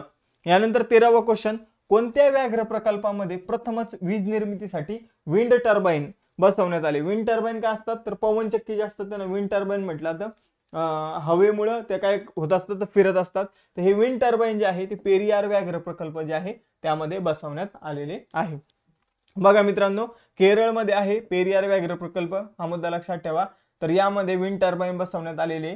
या व्याघ्र प्रकल्पाची स्थापना 1978 मध्ये करण्यात आली होती. त्यानंतर आंतरराष्ट्रीय मैत्री दिन 2024 मध्ये कधी साजरा केला जातो किंवा कधी साजरा केला गेला? तर मी तुम्हाला पहिले सांगितलं होतं आंतरराष्ट्रीय मैत्री दिन 30 जुलैला सेलिब्रेट करण्यात येतो. कधीपासून सेलिब्रेट करण्यात येतो? 2011 पासून सेलिब्रेट करण्यात येतो. यानंतर पुढे जाऊया. 15वा क्वेश्चन, कोणत्या राज्याच्या विधानसभेने सुधारित म्हणजे संशोधित धर्मांतर विरोधी विधेयक मंजूर केलेलं आहे? तर जे लोक स्वतःचा धर्म बदलतात त्या विरोधात एक विधेयक जे आहे ते अलीकडे मंजूर करण्यात आलं. ठीक आहे, ते कुठे मंजूर करण्यात आलं तर उत्तर प्रदेशमध्ये मंजूर करण्यात आलेलं आहे. तर हा मुद्दा 3 ऑगस्ट लेक्चर आहे. बघा पहिला क्वेश्चन आहे, हमासचा राजकीय प्रमुख इस्माईल हानियाची हत्या कुठे झालेली आहे? तर बघा मित्रांनो, हमास नावाची संघटना आहे जी खूप चर्चेमध्ये आहे. हमासने इस्रायलवर हल्ला केला होता, इस्रायलने परत हमासवर हल्ला केला होता, त्यामुळे ही संघटना चर्चेमध्ये होती. मग आता बघा, हमासचा जो काही प्रमुख होता इस्माईल हानिया याची हत्या अलीकडे इराणमध्ये करण्यात आलेली. तर इराणचे राष्ट्राध्यक्ष जे आहे ते अलीकडे चेंज करण्यात आलेले. त्यांचं नाव आहे मसूद पेझेशकियान. तर मसूद पेझेशकियान यांचा शपथविधी होता आणि त्याला इस्माईल हानिया हे शपथविधीसाठी आले होते आणि या शपथविधीला आल्या यांची काय करण्यात आली? हत्या करण्यात आली. ही हत्या इस्रायलची गुप्तचर संघटना मुसादने केली असं सगळीकडे म्हटलं जात आहे. मग इराण विषयी जाणून घेऊया. इराणची राजधानी आहे तेहरान आणि इराणचं जे काही चलन आहे ते आहे रियाल. मग आता तुम्हाला हे सांगायचं आहे की भारताने इराणमध्ये एक पोर्टची निर्मिती केलेली आहे. त्या पोर्टचं नाव काय आहे तर हे तुम्हाला कमेंट बॉक्समध्ये सांगायचंय. यानंतर दुसरा क्वेश्चन, सन 2024 मध्ये वैद्यकीय सेवा लष्कर म्हणजे त्याला म्हटलं तर मेडिकल सर्व्हिसेस जे काही आपले तिन्ही सैन्य दल आहे तर त्यांचे मेडिकल सर्व्हिसेस आहे. मेडिकल सर्व्हिसेस म्हणजे त्यांचे सेपरेट स्वतःचे दवाखाने आहे आणि त्याच्या दवाखान्याचं प्रॉपर एक सिस्टम आहे, त्याला मेडिकल सर्व्हिसेस म्हटलं जातं त्यामध्ये. तर आपलं जे काही आर्मी, नेव्ही, एअरफोर्स यांचं जे काही मेडिकल सर्व्हिसेस आहे या संस्थेचे नवीन महासंचालक म्हणून नियुक्त होणाऱ्या पहिल्या महिला कोण आहे? तर मेडिकल सर्व्हिसेसच्या पहिल्या महिला महासंचालक कोण बनलेले आहे? अनामिका बी राजू या मेडिकल सर्व्हिसेसच्या पहिल्या महिला महासंचालक बनलेल्या आहे. बघा अनामिका बी राजू जे आहे मित्रांनो त्या सैन्य दलामध्ये एअर मार्शल या पदावर कार्यरत आहे. कोणतं पद? एअर मार्शल या पदावर कार्यरत आहे. या पदावर जाणारे त्या सेकंड महिला ऑफिसर आहे. ठीक आहे, सेकंड महिला ऑफिसर आहे.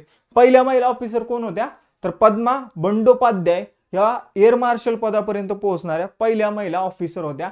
आणि अनामिका बी राजू जे आहे तर त्या एअर मार्शल बनणाऱ्या दुसऱ्या महिला, तर वैद्यकीय सेवा मेडिकल सर्व्हिसेसच्या महासंचालक बनणाऱ्या त्या पहिल्या महिला आहे. तर मोस्ट इम्पॉर्टंट क्वेश्चन आहे आपल्याला परीक्षेमध्ये, पहिल्या महिलांवर क्वेश्चन विचारला जातो. मग 100% हा क्वेश्चन परीक्षेमध्ये येऊ शकतो आणि जर आला तर ती काही आश्चर्याची बाब राहणार नाही. यानंतर पुढे जाऊया. भारत आपला पहिला बहुराष्ट्रीय वायुसेना सराव तरंग शक्ती 2024 कुठे आयोजित करत आहे? तर बघा मित्रांनो, भारताने स्वतःचा एक वायुसेनेचा एक बहुराष्ट्रीय युद्ध सराव आयोजित केलेला आहे. आता हा युद्ध सराव आयोजित करण्यामागे काय कारण आहे काय नाही आपण सगळं बघूया. तर बघा, भारताने हा बहुराष्ट्रीय युद्ध सराव आयोजित केलेला आहे. बहुराष्ट्रीय म्हणजे किती देश सहभाग घेणार? तर 51 देश, पहिला मुद्दा. ठीक आहे, त्यानंतर हा युद्ध सराव का आयोजित करण्यात आला? तर बघा मित्रांनो, भारताने तेजस सारखं स्वतःचं स्वदेशी विमान बनवलेलं आहे आणि हे विमान आपल्याला काय करायचंय? वेगवेगळ्या देशांना विकायचंय.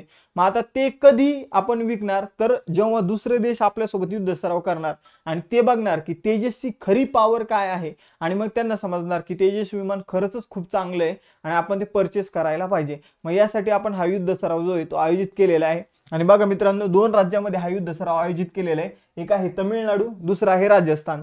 मग आता पहिला टप्पा जो आहे तर तो तमिळनाडूमध्ये होणार आहे, सुलूर या ठिकाणी, आणि दुसरा टप्पा जो आहे मित्रांनो तो राजस्थानमध्ये होणार आहे. तर एवढं आपल्याला लक्षात ठेवायचं आहे. दुसरा टप्पा 29 ऑगस्ट ते 14 सप्टेंबर या कालावधीमध्ये राजस्थानमधील जोधपूर या ठिकाणी होणार आहे, आणि पहिला टप्पा 6 ते 14 ऑगस्ट या दरम्यान होणार आहे.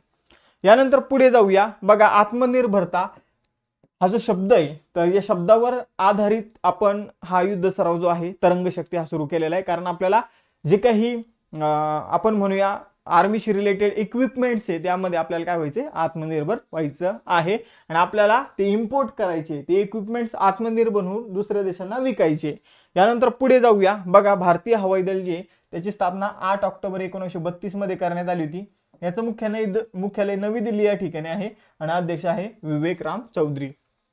त्यानंतर बघा, चौथा question, Asian cricket council ACC चे अध्यक्ष म्हणून कोणाची नियुक्ती करण्यात आली?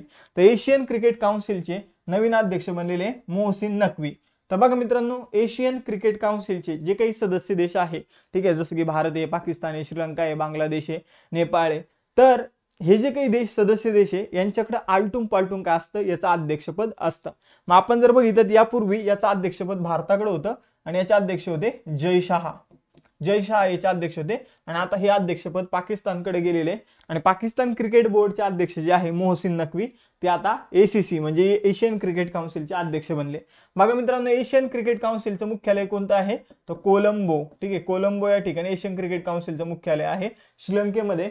त्यानंतर ICC इंटरनॅशनल क्रिकेट काउन्सिलचं मुख्यालय आहे दुबई, UAE मध्ये दुबई. त्यानंतर जर तुम्हाला विचारलं BCCIचं मुख्यालय कुठे आहे, BCCIचं मुख्यालय आहे मित्रांनो मुंबई. ठीक आहे, तर या क्रिकेटशी रिलेटेड संस्था आणि त्यांचे मुख्यालय तुमच्या समोर आहे. यानंतर पुढे जाऊया, पुढील क्वेश्चन बघूया. ठीक आहे, ACC एशियन क्रिकेट काउन्सिलची स्थापना 1983 मध्ये करण्यात आली होती. ठीक आहे, आणि याचं मुख्यालय जे ते कोलंबो मध्ये, ICCचे मुख्यालय जे आहे ते दुबईमध्ये आहे. ठीक आहे, इथं थोडीशी मिस्टेक झालेली आहे. ICCचं मुख्यालय कुठे आहे, तर दुबईमध्ये आहे. यानंतर पुढे जाऊया. 2024 मध्ये घुमंतू नावाचा महोत्सव जो आहे तर त्याची 4थी आवृत्ती कुठे आयोजित करण्यात आली? तर बघा मित्रांनो, घुमंतू नावाचा महोत्सव जो आहे त्याची 4थी आवृत्ती जी आहे ती लडाखमध्ये आयोजित करण्यात आली. घुमंतू म्हणजे काय, तर भटकणं. ठीक आहे, घुमणं आपण हिंदीमध्ये म्हणतो ना, घुमणं म्हणजे भटकणं. तर जे काही भटक्या जमाती आहे तर त्यांच्या जे काही वस्तू, कला, परंपरा आहे तर त्याच्याशी संबंधित जो उत्सव आहे त्याला घुमंतू उत्सव म्हटलं जातं. तर हा अलीकडे लडाखमध्ये आयोजित करण्यात आलेला आहे. तर एवढं आपल्याला लक्षात ठेवायचं. मग लडाखमधील 50 गावांमध्ये 1000हून अधिक कलाकार जे आहे तर त्या महोत्सवामध्ये सहभागी होणार आहे. बघा मित्रांनो, लडाखमधील कोणकोणत्या ठिकाणी आयोजित करण्यात येत आहे, क्यारगॅम, चांगथांग आणि चिवरारा या ठिकाणी हा महोत्सव आयोजित केला जात आहे. आता लडाख विषय जाणून घेऊया. लडाख हा भारताचा एक केंद्रशासित प्रदेश आहे ज्याची स्थापना 31 ऑक्टोबर 2019 साली करण्यात आली होती. राजधानी आहे लेह, आणि गव्हर्नर जनरल आहे BD मिश्रा. लेफ्टनंट गव्हर्नर आहे BD मिश्रा, त्यांनाच आपण नायब राज्यपाल म्हणतो. चुकून माझ्या तोंडातून गव्हर्नर जनरल हा शब्द निघून गेला. तर नायब राज्यपाल कोण आहे, BD मिश्रा. मग मला हे सांगा की लडाखचे पहिले नायब राज्यपाल कोण होते? ठीक आहे, BD मिश्रा यांच्या अलीकडे नियुक्ती करण्यात आलेली आहे. लडाखचे पहिले नायब राज्यपाल कोण होते? BD मिश्रा सेकंड आहे. तर लडाखचे पहिले नायब राज्यपाल कोण आहे हे तुम्हाला कमेंट बॉक्समध्ये सांगायचे. यानंतर नॅशनल हाऊसिंग बँकेच्या व्यवस्थापकीय संचालक पदावर कोणाची नियुक्ती करण्यात आली? तर नॅशनल हाऊसिंग बँकेच्या व्यवस्थापकीय संचालक पदावर संजय शुक्ला यांची नियुक्ती करण्यात आलेली आहे. बघा मित्रांनो, मनोज मित्तल यांच्या अलीकडे नियुक्ती करण्यात आलेली आहे सिडबी काय आहे, तर small industrial development bank of India याच्या अध्यक्षपदी. त्यानंतर अरुण बन्सल यांची नियुक्ती जी आहे ती पेटीएमच्या अध्यक्षपदी करण्यात आलेली आहे. तर या काही संस्थांचे अध्यक्ष लक्षात ठेवायचे जे सध्या चर्चेमध्ये आहे. आता इथं बघा, राष्ट्रीय गृहनिर्माण बँक जी आहे तर तिची स्थापना 9 जुलै 1988 साली करण्यात आली होती, आणि तिचं मुख्यालय नवी दिल्ली या ठिकाणी आहे. यानंतर जागतिक भागीदारीला प्रोत्साहन देण्यासाठी 28वी जागतिक शैक्षणिक शिखर परिषद, बघा 28वी जागतिक शैक्षणिक शिखर परिषद म्हणजे वर्ल्ड एज्युकेशनल समिट जी आहे 28वी 20 8th वर्ल्ड एज्युकेशनल समिट जी ती अलीकडे कुठे आयोजित करण्यात आली, तर ती आयोजित करण्यात आली दुबई, संयुक्त अरब अमिरात या ठिकाणी. तर बघा लक्षात ठेवा, ठीक आहे. वन लाईनर क्वेश्चन आपल्याला विचारला जाऊ शकतो. मग आता ही समिट का आयोजित करण्यात आली, तर जे काही वेगवेगळ्या देशातील परदेशी विद्यापीठ आहे तर यांच्यामध्ये शिक्षणाची ज्ञानाची देवाणघेवाण व्हावी यासाठी ही परिषद आयोजित करण्यात येते. आणि आता 28वी जागतिक शैक्षणिक शिखर परिषद दुबई या ठिकाणी आयोजित करण्यात आली होती. मग आता दुबई विषयी जाणून घेऊया. दुबईची राजधानी अबुधाबी, चलन आहे दिहराम आणि राष्ट्रपती आहे शेख मोहम्मद बिन जायद अल नाह्यान. यानंतर 8वा क्वेश्चन आहे, जागतिक व्यापार संघटना WTOच्या सदस्यांमध्ये अँटी डम्पिंग ड्युटी मध्ये भारत जागतिक स्तरावर कोणत्या स्थानावर आहे, तर बघा मित्रांनो अँटी डम्पिंग ड्युटी मध्ये भारत जागतिक स्तरावर दुसऱ्या स्थानावर आहे.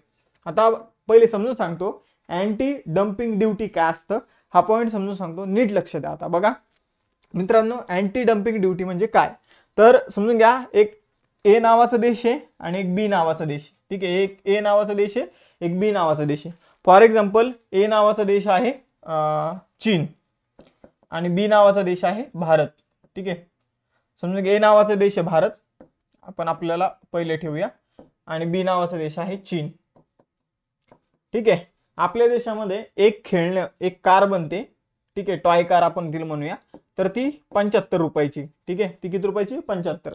चीनमध्ये सुद्धा अशा प्रकारची एक कार बनते, ती 50 रुपयाची. मग चीन काय करतो, आपल्या देशामध्ये या कार विकायला आणतो. आपल्या देशामध्ये काय करतो, या कार विकायला आणतो.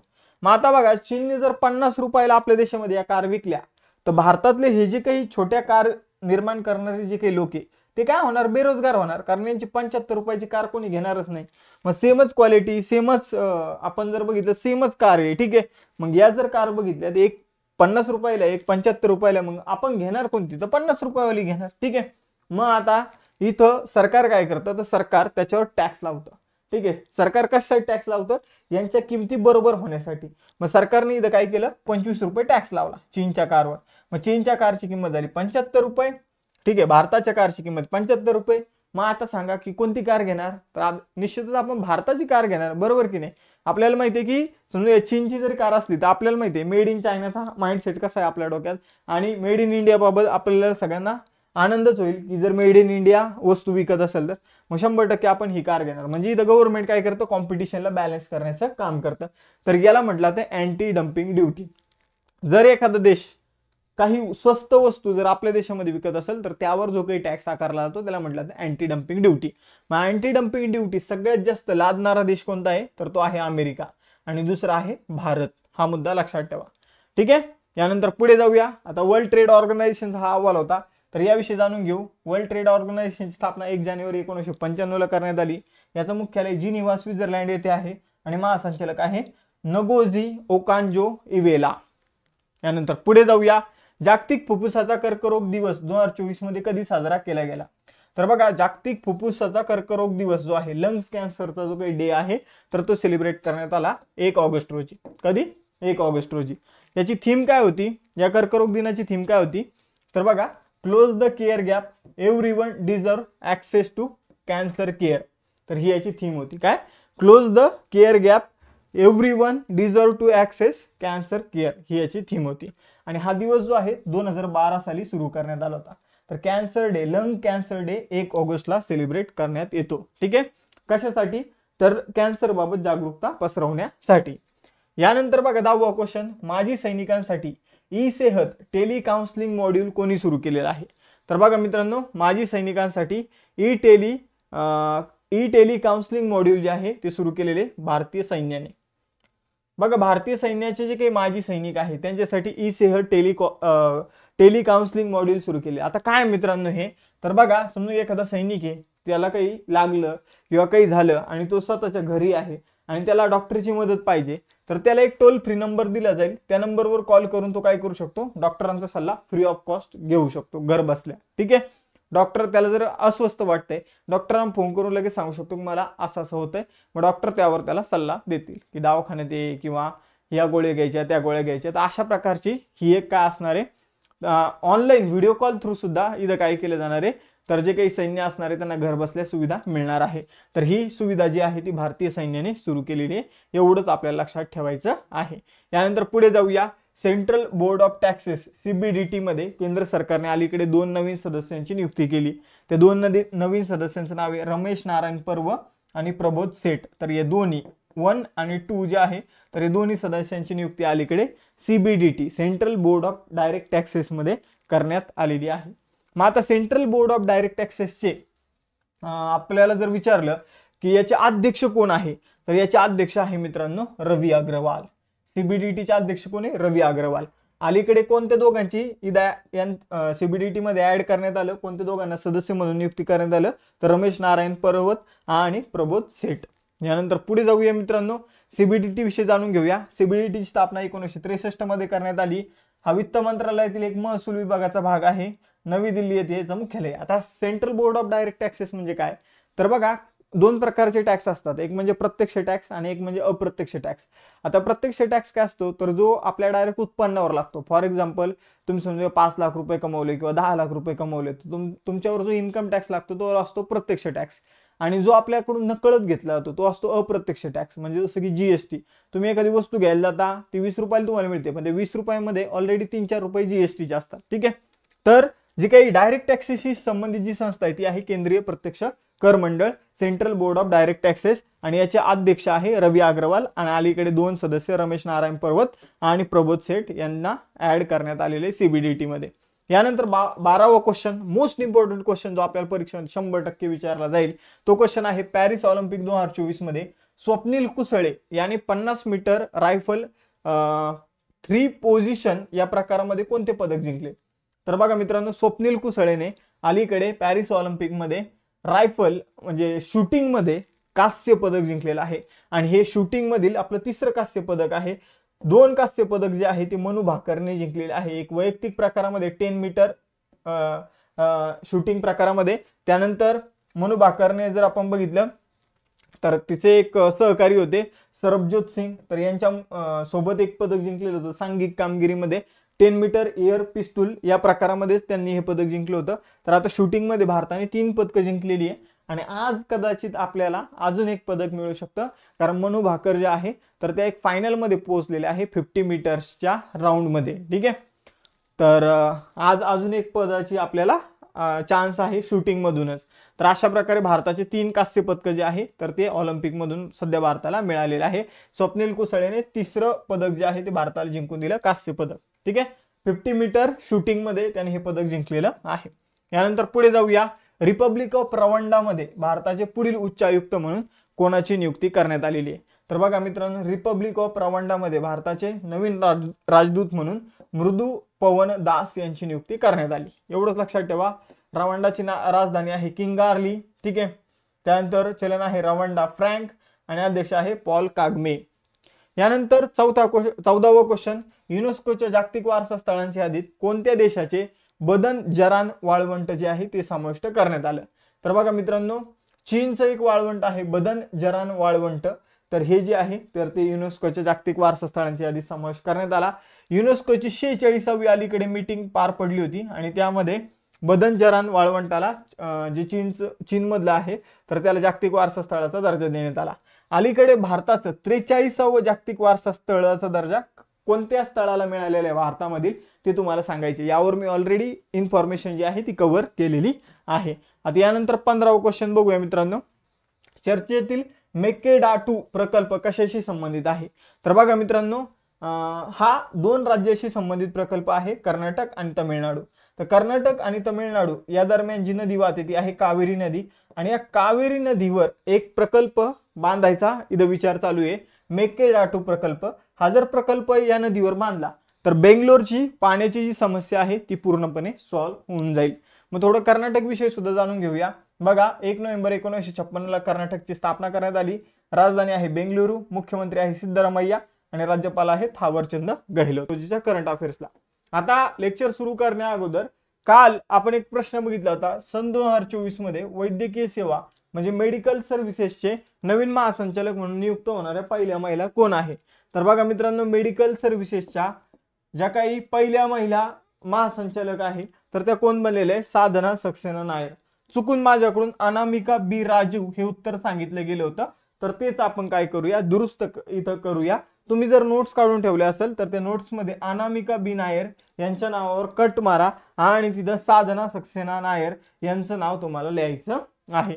आणि मी तुम्हाला सांगितलं होतं की अनामिका बी राजीव ज्या आहे त्या भारतीय हवाई दलामधील दुसऱ्या महिला एअर चीफ मार्शल आहे. तर इथं तुम्हाला लक्षात ठेवायचं आहे त्या नाहीये साधना सक्सेना भारतीय नौदलातील दुसऱ्या महिला काय आहे एअर मार्शल आहे. ठीक आहे, एअर चीफ नाही एअर मार्शल आहे. ठीक आहे, एअर मार्शल हे पद लक्षात ठेवा. त्याचबरोबर बघा मित्रांनो पहिले एअर मार्शल महिला कोण होत्या तर पद्मा बंडोपाध्याय या पहिल्या महिला एअर मार्शल होत्या. साधना सक्सेना या दुसऱ्या महिला एअर मार्शल आहे. त्याचबरोबर वैद्यकीय सेवाचे महासंचालक म्हणून त्यांच्या अलीकडे नियुक्ती झालेली आहे. ही एक चूक झाली होती माझ्याकडून, ती फक्त तुम्ही दुरुस्त करून घ्यायची आहे. आता जर हा क्वेश्चन कुणाचा चुकणार नाहीये. यानंतर कर्नाटक सरकारने अलीकडे रामनगर जिल्ह्याचं नाव बदललेलं आहे. ठीक आहे, यापूर्वी मी क्वेश्चन घेतला होता की तेव्हा ते बदलणार होते, आता त्यांनी नाव बदललेलं आहे. मग आता कर्नाटक राज्यामधील रामनगर जिल्ह्याचं नाव करण्यात आलेलं आहे बँगलोर दक्षिण. तर हे लक्षात ठेवायचं आहे. बघा बँगलोर ही कर्नाटकची राजधानी आहे आणि आता बँगलोर दक्षिण म्हणून कोणतं जिल्हा ओळखला जाणार आहे तर रामनगर हा जिल्हा ओळखला जाणार आहे. कर्नाटकचे मुख्यमंत्री कोणी सिद्धरामय्या आणि राज्यपाल आहे थावरचंद गहलोत. यानंतर दुसरा क्वेश्चन 2 ऑगस्ट 2024 रोजी नवी दिल्लीतील राष्ट्रपती भवनात राज्यपालांच्या 52व्या परिषदेचे अध्यक्षपद कोणी भूषवलं. तर बघा मित्रांनो आपल्याकडे राज्यपाल आहे जवळपास 28 राज्य आहेत. 28 राज्यांवर आपल्याला प्रत्येक राज्यावर एक राज्यपाल बघायला मिळतो. काही राज्यांचे राज्यपाल 2 राज्यांवर आहे, म्हणजे सेमच राज्यपाल 2 राज्यांवर आहे. मग त्याचे एक्झाम्पल तुम्ही मला सांगायचे कमेंट बॉक्समध्ये काय आहे ते ऑलरेडी आपण 2-3 वेळा मी तुम्हाला सांगितलेलं आहे.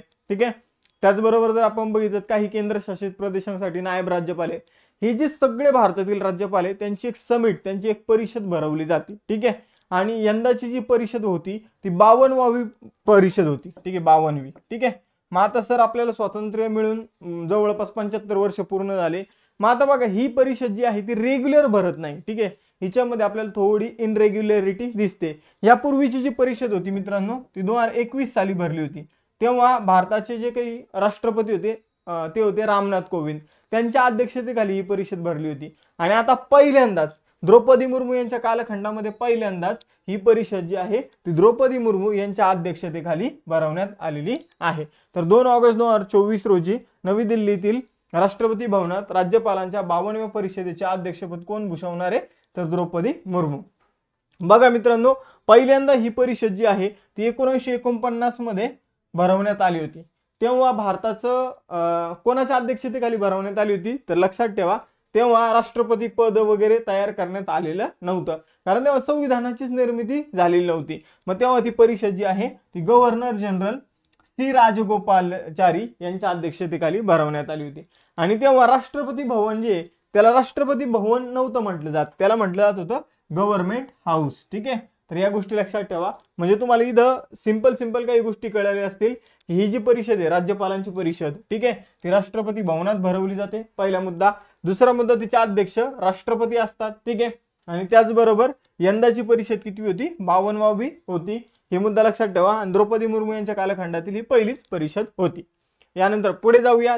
तिसरा क्वेश्चन माजी भारतीय खेळाडू आणि भारतीय पुरुष क्रिकेट संघाचे प्रशिक्षक यांचं 31 जुलै 2024 रोजी निधन झालं. त्यांचं नाव काय होते तर बघा मित्रांनो माजी भारतीय खेळाडू आणि माजी भारतीय प्रशिक्षक अंशुमन गायकवाड जे त्यांचं अलीकडे निधन झालेले 31 जुलैला. तर बघा मित्रांनो यांना झाला होता ब्लड कॅन्सर आणि ब्लड कॅन्सरचा इलाज जो आहे तो ते इंग्लंडमध्ये करत होते. आणि त्यासाठी BCCI जे आहे तर BCCIने त्यांना इलाज करण्यासाठी चांगलं होण्यासाठी 1 कोटी रुपये दिले होते. आणि मग ते पूर्ण इलाज करून भारतात आले आणि मग भारतात आल्यानंतर वडोदराला आल्यानंतर त्यांचं भारतात आल्या निधन झालं.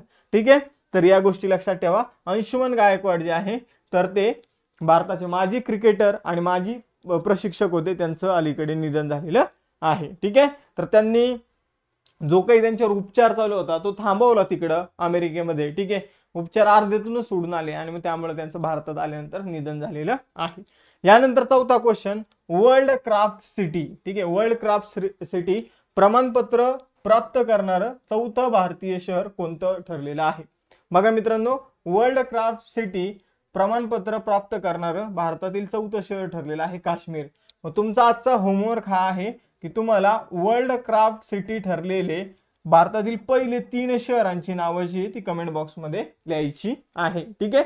किंवा जर तुम्ही तुमचे जे नोट्स काढत असाल त्यामध्ये तरी नोट डाऊन करून ठेवायचे गुगलवर सर्च करून. ठीक आहे.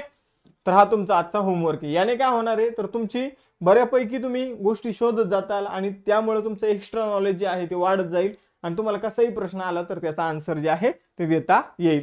या संबंधी आता बघा वर्ल्ड क्राफ्ट सिटी कोणाला बनवण्यात आलं, काश्मीर शहराला तो दर्जा मिळालेला आहे, ते प्रमाणपत्र मिळालेले आहे. मग याविषयी कार्यक्रम श्रीनगर येथे आयोजित करण्यात आला होता. या कार्यक्रमाला मग तिथले जे काही प्रमुख पाहुणे होते, नायब राज्यपाल जम्मू काश्मीरचे मनोज सिन्हा ते उपस्थित होते. ठीक आहे.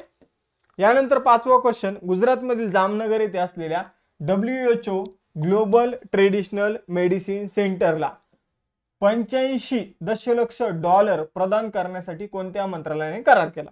तर बघा मित्रांनो, भारत सरकारचं एक मंत्रालय आहे, ते काय करणार आहे, WHO वर्ल्ड हेल्थ ऑर्गनायझेशनच्या ग्लोबल ट्रेडिशनल मेडिसिन सेंटर जे कुठं आहे तर गुजरातमधील जामनगर या ठिकाणी आहे. तर त्याला काय करणार आहे, पुढच्या 10 वर्षामध्ये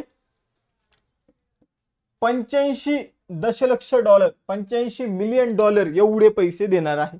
मग ती 10 वर्ष कोणती हे लक्षात ठेवा. पुढचे 10 वर्ष म्हणजे ऑलरेडी 2-3 वर्ष होऊन गेले.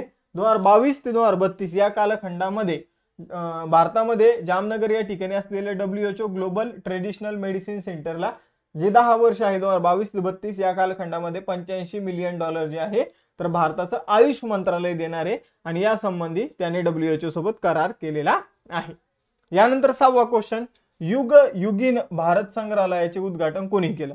तर बघा मित्रांनो, युग युगीन भारत संग्रहालय नेमकं काय आहे तर भारताचा इतिहास खूप मोठा आहे, भारताची संस्कृती खूप आपण म्हणूया की विविधता आहे संस्कृतीमध्ये आणि आपण इथपर्यंत आजपर्यंत कसे येऊन पोहोचलो, कोणते राजे राजवाड्यांनी भारतावर राज्य केलं तर याशी संबंधित एक संग्रहालय जे आहे ते आता भारतामध्ये बनवण्यात आलं. भारतामध्ये कुठं तर दिल्ली या ठिकाणी भारत मंडपम नावाची बिल्डिंग आहे बघा, भारत मंडपम. ठीक आहे.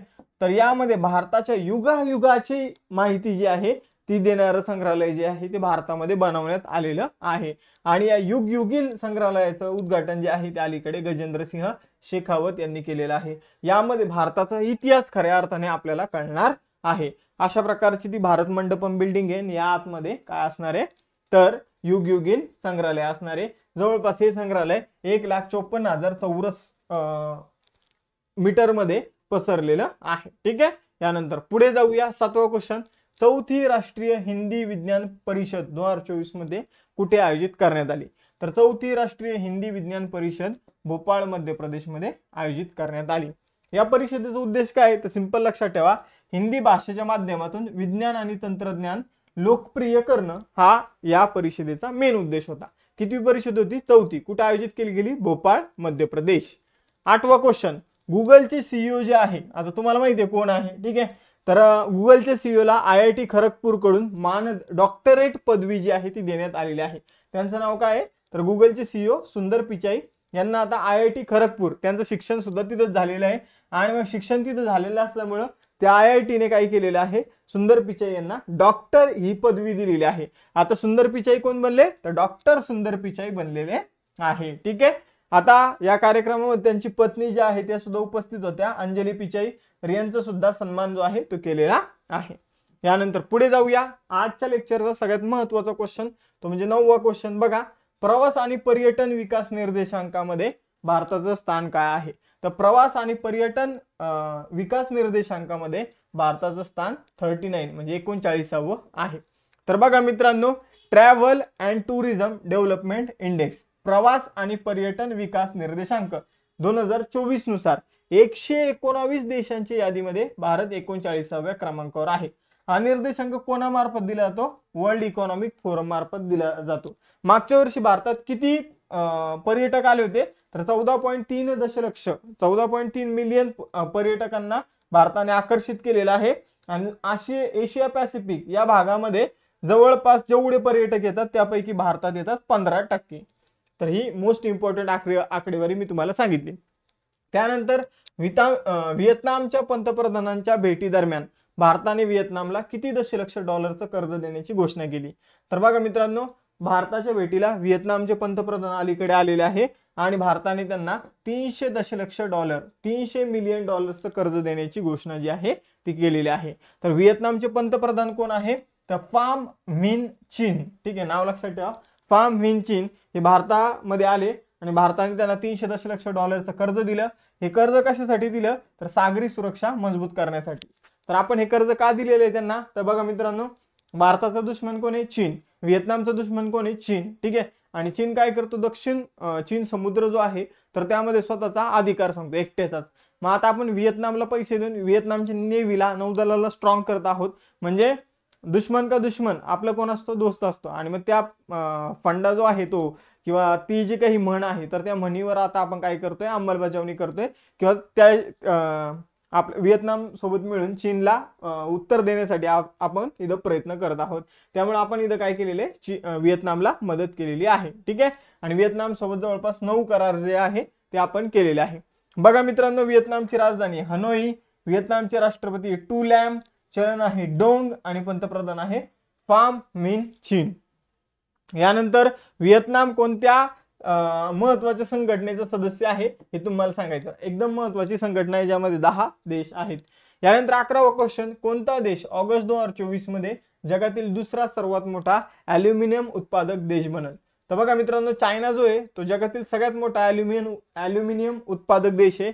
भारत आता second largest aluminium producer country जो आहे तर तो बनणार आहे। तर भारत याचं उत्तर असणार आहे। यानंतर पुढे जाऊया, भारत ॲल्युमिनियमच्या उत्पादनामध्ये दुसरा क्रमांक आहे भारताचा। त्यानंतर चुन्याच्या उत्पादनामध्ये तिसरा क्रमांक आहे, ठीक आहे, लोह खनिजाच्या उत्पादनामध्ये भारताचा 4था क्रमांक आहे। हे काही महत्वाचे क्रमांक लक्षात ठेवा जागतिक खनिजांच्या बाबतीत भारताचे। त्यानंतर 12वा क्वेश्चन, राष्ट्रीय पर्वतारोहण दिन 2024 मध्ये कधी साजरा केला गेला? ठीक आहे, तर राष्ट्रीय पर्वतारोहण दिन जो आहे तो 1 ऑगस्ट रोजी सेलिब्रेट करण्यात आला। बघा मित्रांनो, या दिनाचं महत्व काय आहे तर लोकांना पर्वतारोहण म्हणजे पर्वत फिरण्यासाठी किंवा पर्वताची चढाई करण्यासाठी प्रवृत्त करणं, त्यांना सांगणं की पर्वत जर तुम्ही चढले फिरले तर हे तुमच्या शारीरिक आणि मानसिक आरोग्यासाठी चांगलं राहील। यानंतर पुढे जाऊया, 13वा क्वेश्चन, कोणत्या क्रांतिकारकाशी संबंधित ऐतिहासिक स्थळांना युनेस्कोचा जागतिक वारसा स्थळाचा दर्जा मिळालेला आहे? तर बघा मित्रांनो, Sheikh Mujibur Rahman, Mahatma Gandhi, Abraham Lincoln, Nelson Mandela. तर उत्तर असणार आहे नेल्सन मंडेला। दक्षिण आफ्रिकेमध्ये यांनी वर्णभेदाविरोधात लढा दिला होता आणि इथं यांच्याशी संबंधित जे स्थळे आहे तर त्यांना युनेस्कोचा जागतिक वारसा स्थळाचा जो दर्जा आहे तो मिळालेला आहे। त्यानंतर 14वा क्वेश्चन, 66 वर्षानंतर कृषी अर्थतज्ञांच्या प्रतिष्ठित आंतरराष्ट्रीय परिषदेचे आयोजन कोणता देश करेल? तर बघा मित्रांनो, हा क्वेश्चन ऑलरेडी झाला होता। 66 वर्षानंतर म्हणजे 1958 मध्ये भारतामध्ये काय झाले होते याचं उत्तर असणार भारत। तर भारतामध्ये 1958 ला काय झालं होतं, कृषी अर्थतज्ञांची आंतरराष्ट्रीय परिषद आयोजित करण्यात आली होती 1958 ला। आता 2024 मध्ये 66 वर्षानंतर आपण ही परिषद जी आहे ती परत आयोजित करणार आहोत, ठीक आहे। तर हा मुद्दा आपण ऑलरेडी अभ्यासलेला आहे आणि आता चर्चेमध्ये तर याचं आयोजन 2 ते 7 ऑगस्ट मध्ये होणार आहे, म्हणून हे परत क्वेश्चन आपण घेतलेला आहे, ठीक आहे। यानंतर पुढे जाऊया, बघा मित्रांनो, कृषी अर्थशास्त्रावरील जी काही आंतरराष्ट्रीय परिषद आहे ती दर 3 वर्षांनी होते, ठीक आहे। तर हा मुद्दा लक्षात ठेवा। ही एकूणातील कितवी परिषद आहे तर 32वी परिषद आहे। भारतात 66 वर्षानंतर होणार आहे, नाहीतर तुम्ही लक्षात ठेवणार 66वी परिषद आहे, ही सिली मिस्टेक राहील। 66 वर्षानंतर भारतात होते, ही कितवी परिषद आहे 32वी परिषद आहे। किती वर्षांनी होते? दर 3 वर्षांनी होते, ठीक आहे। 2021 मध्ये झाली होती, कोविडमुळे ऑनलाईन झाली होती, आभासी पद्धतीने आयोजित करण्यात आली होती, व्हर्च्युअल पद्धतीने। त्यानंतर 15वा क्वेश्चन, बॉक्सिंग मध्ये भारताचा सर्वात तरुण ऑलिम्पिक पंच कोण बनलेला आहे? म्हणजे रेफरी, अंपायर, ठीक आहे, बॉक्सिंग मध्ये त्याला रेफरी म्हटलं जातं। तर बॉक्सिंग मध्ये भारताचा सर्वात तरुण रेफरी जो आहे ऑलिम्पिक मध्ये तो कोण बनला तर कबिलन साई अशोक जे आहे तर ते भारताचे सगळ्यात तरुण पंच जे आहे, रेफरी जे आहे ते ठरलेले आहे। पॅरिस ऑलिम्पिक 2024 मध्ये ते ॲज अ रेफरी म्हणून काम करत आहे। बघा मित्रांनो, इथं आपले 15 क्वेश्चन समजले। एक आपण क्वेश्चन कालचा चुकलेला तो एक्स्ट्रा बघितला। आता एक टेस्ट क्वेश्चन आहे बघा, प्रवास आणि पर्यटन विकास निर्देशांकामध्ये भारताचं स्थान काय आहे? हा निर्देशांक कोणामार्फत दिला जातो? या 2 गोष्टींचे उत्तर तुम्हाला कमेंट बॉक्स मध्ये द्यायचे आहे। बघा मित्रांनो, जर तुम्हाला लेक्चर आवडत असेल तर अशाच प्रकारचे लेक्चर अभ्यास मित्राच्या बॅचेस मध्ये तुम्हाला बघायला मिळतील. कंबाईन प्रतिज्ञा बॅच फी फक्त 500 रुपये. लवकरात लवकर जॉईन करा. ठीक आहे, आताच ऍप्लिकेशन डाउनलोड करा. ऍप्लिकेशन मध्ये तुम्हाला ही 500 रुपयामध्ये बॅच बघायला मिळेल. त्याचबरोबर राज्यसेवा फाउंडेशन बॅचचे लेक्चर सुद्धा सुरू झालेले आहे.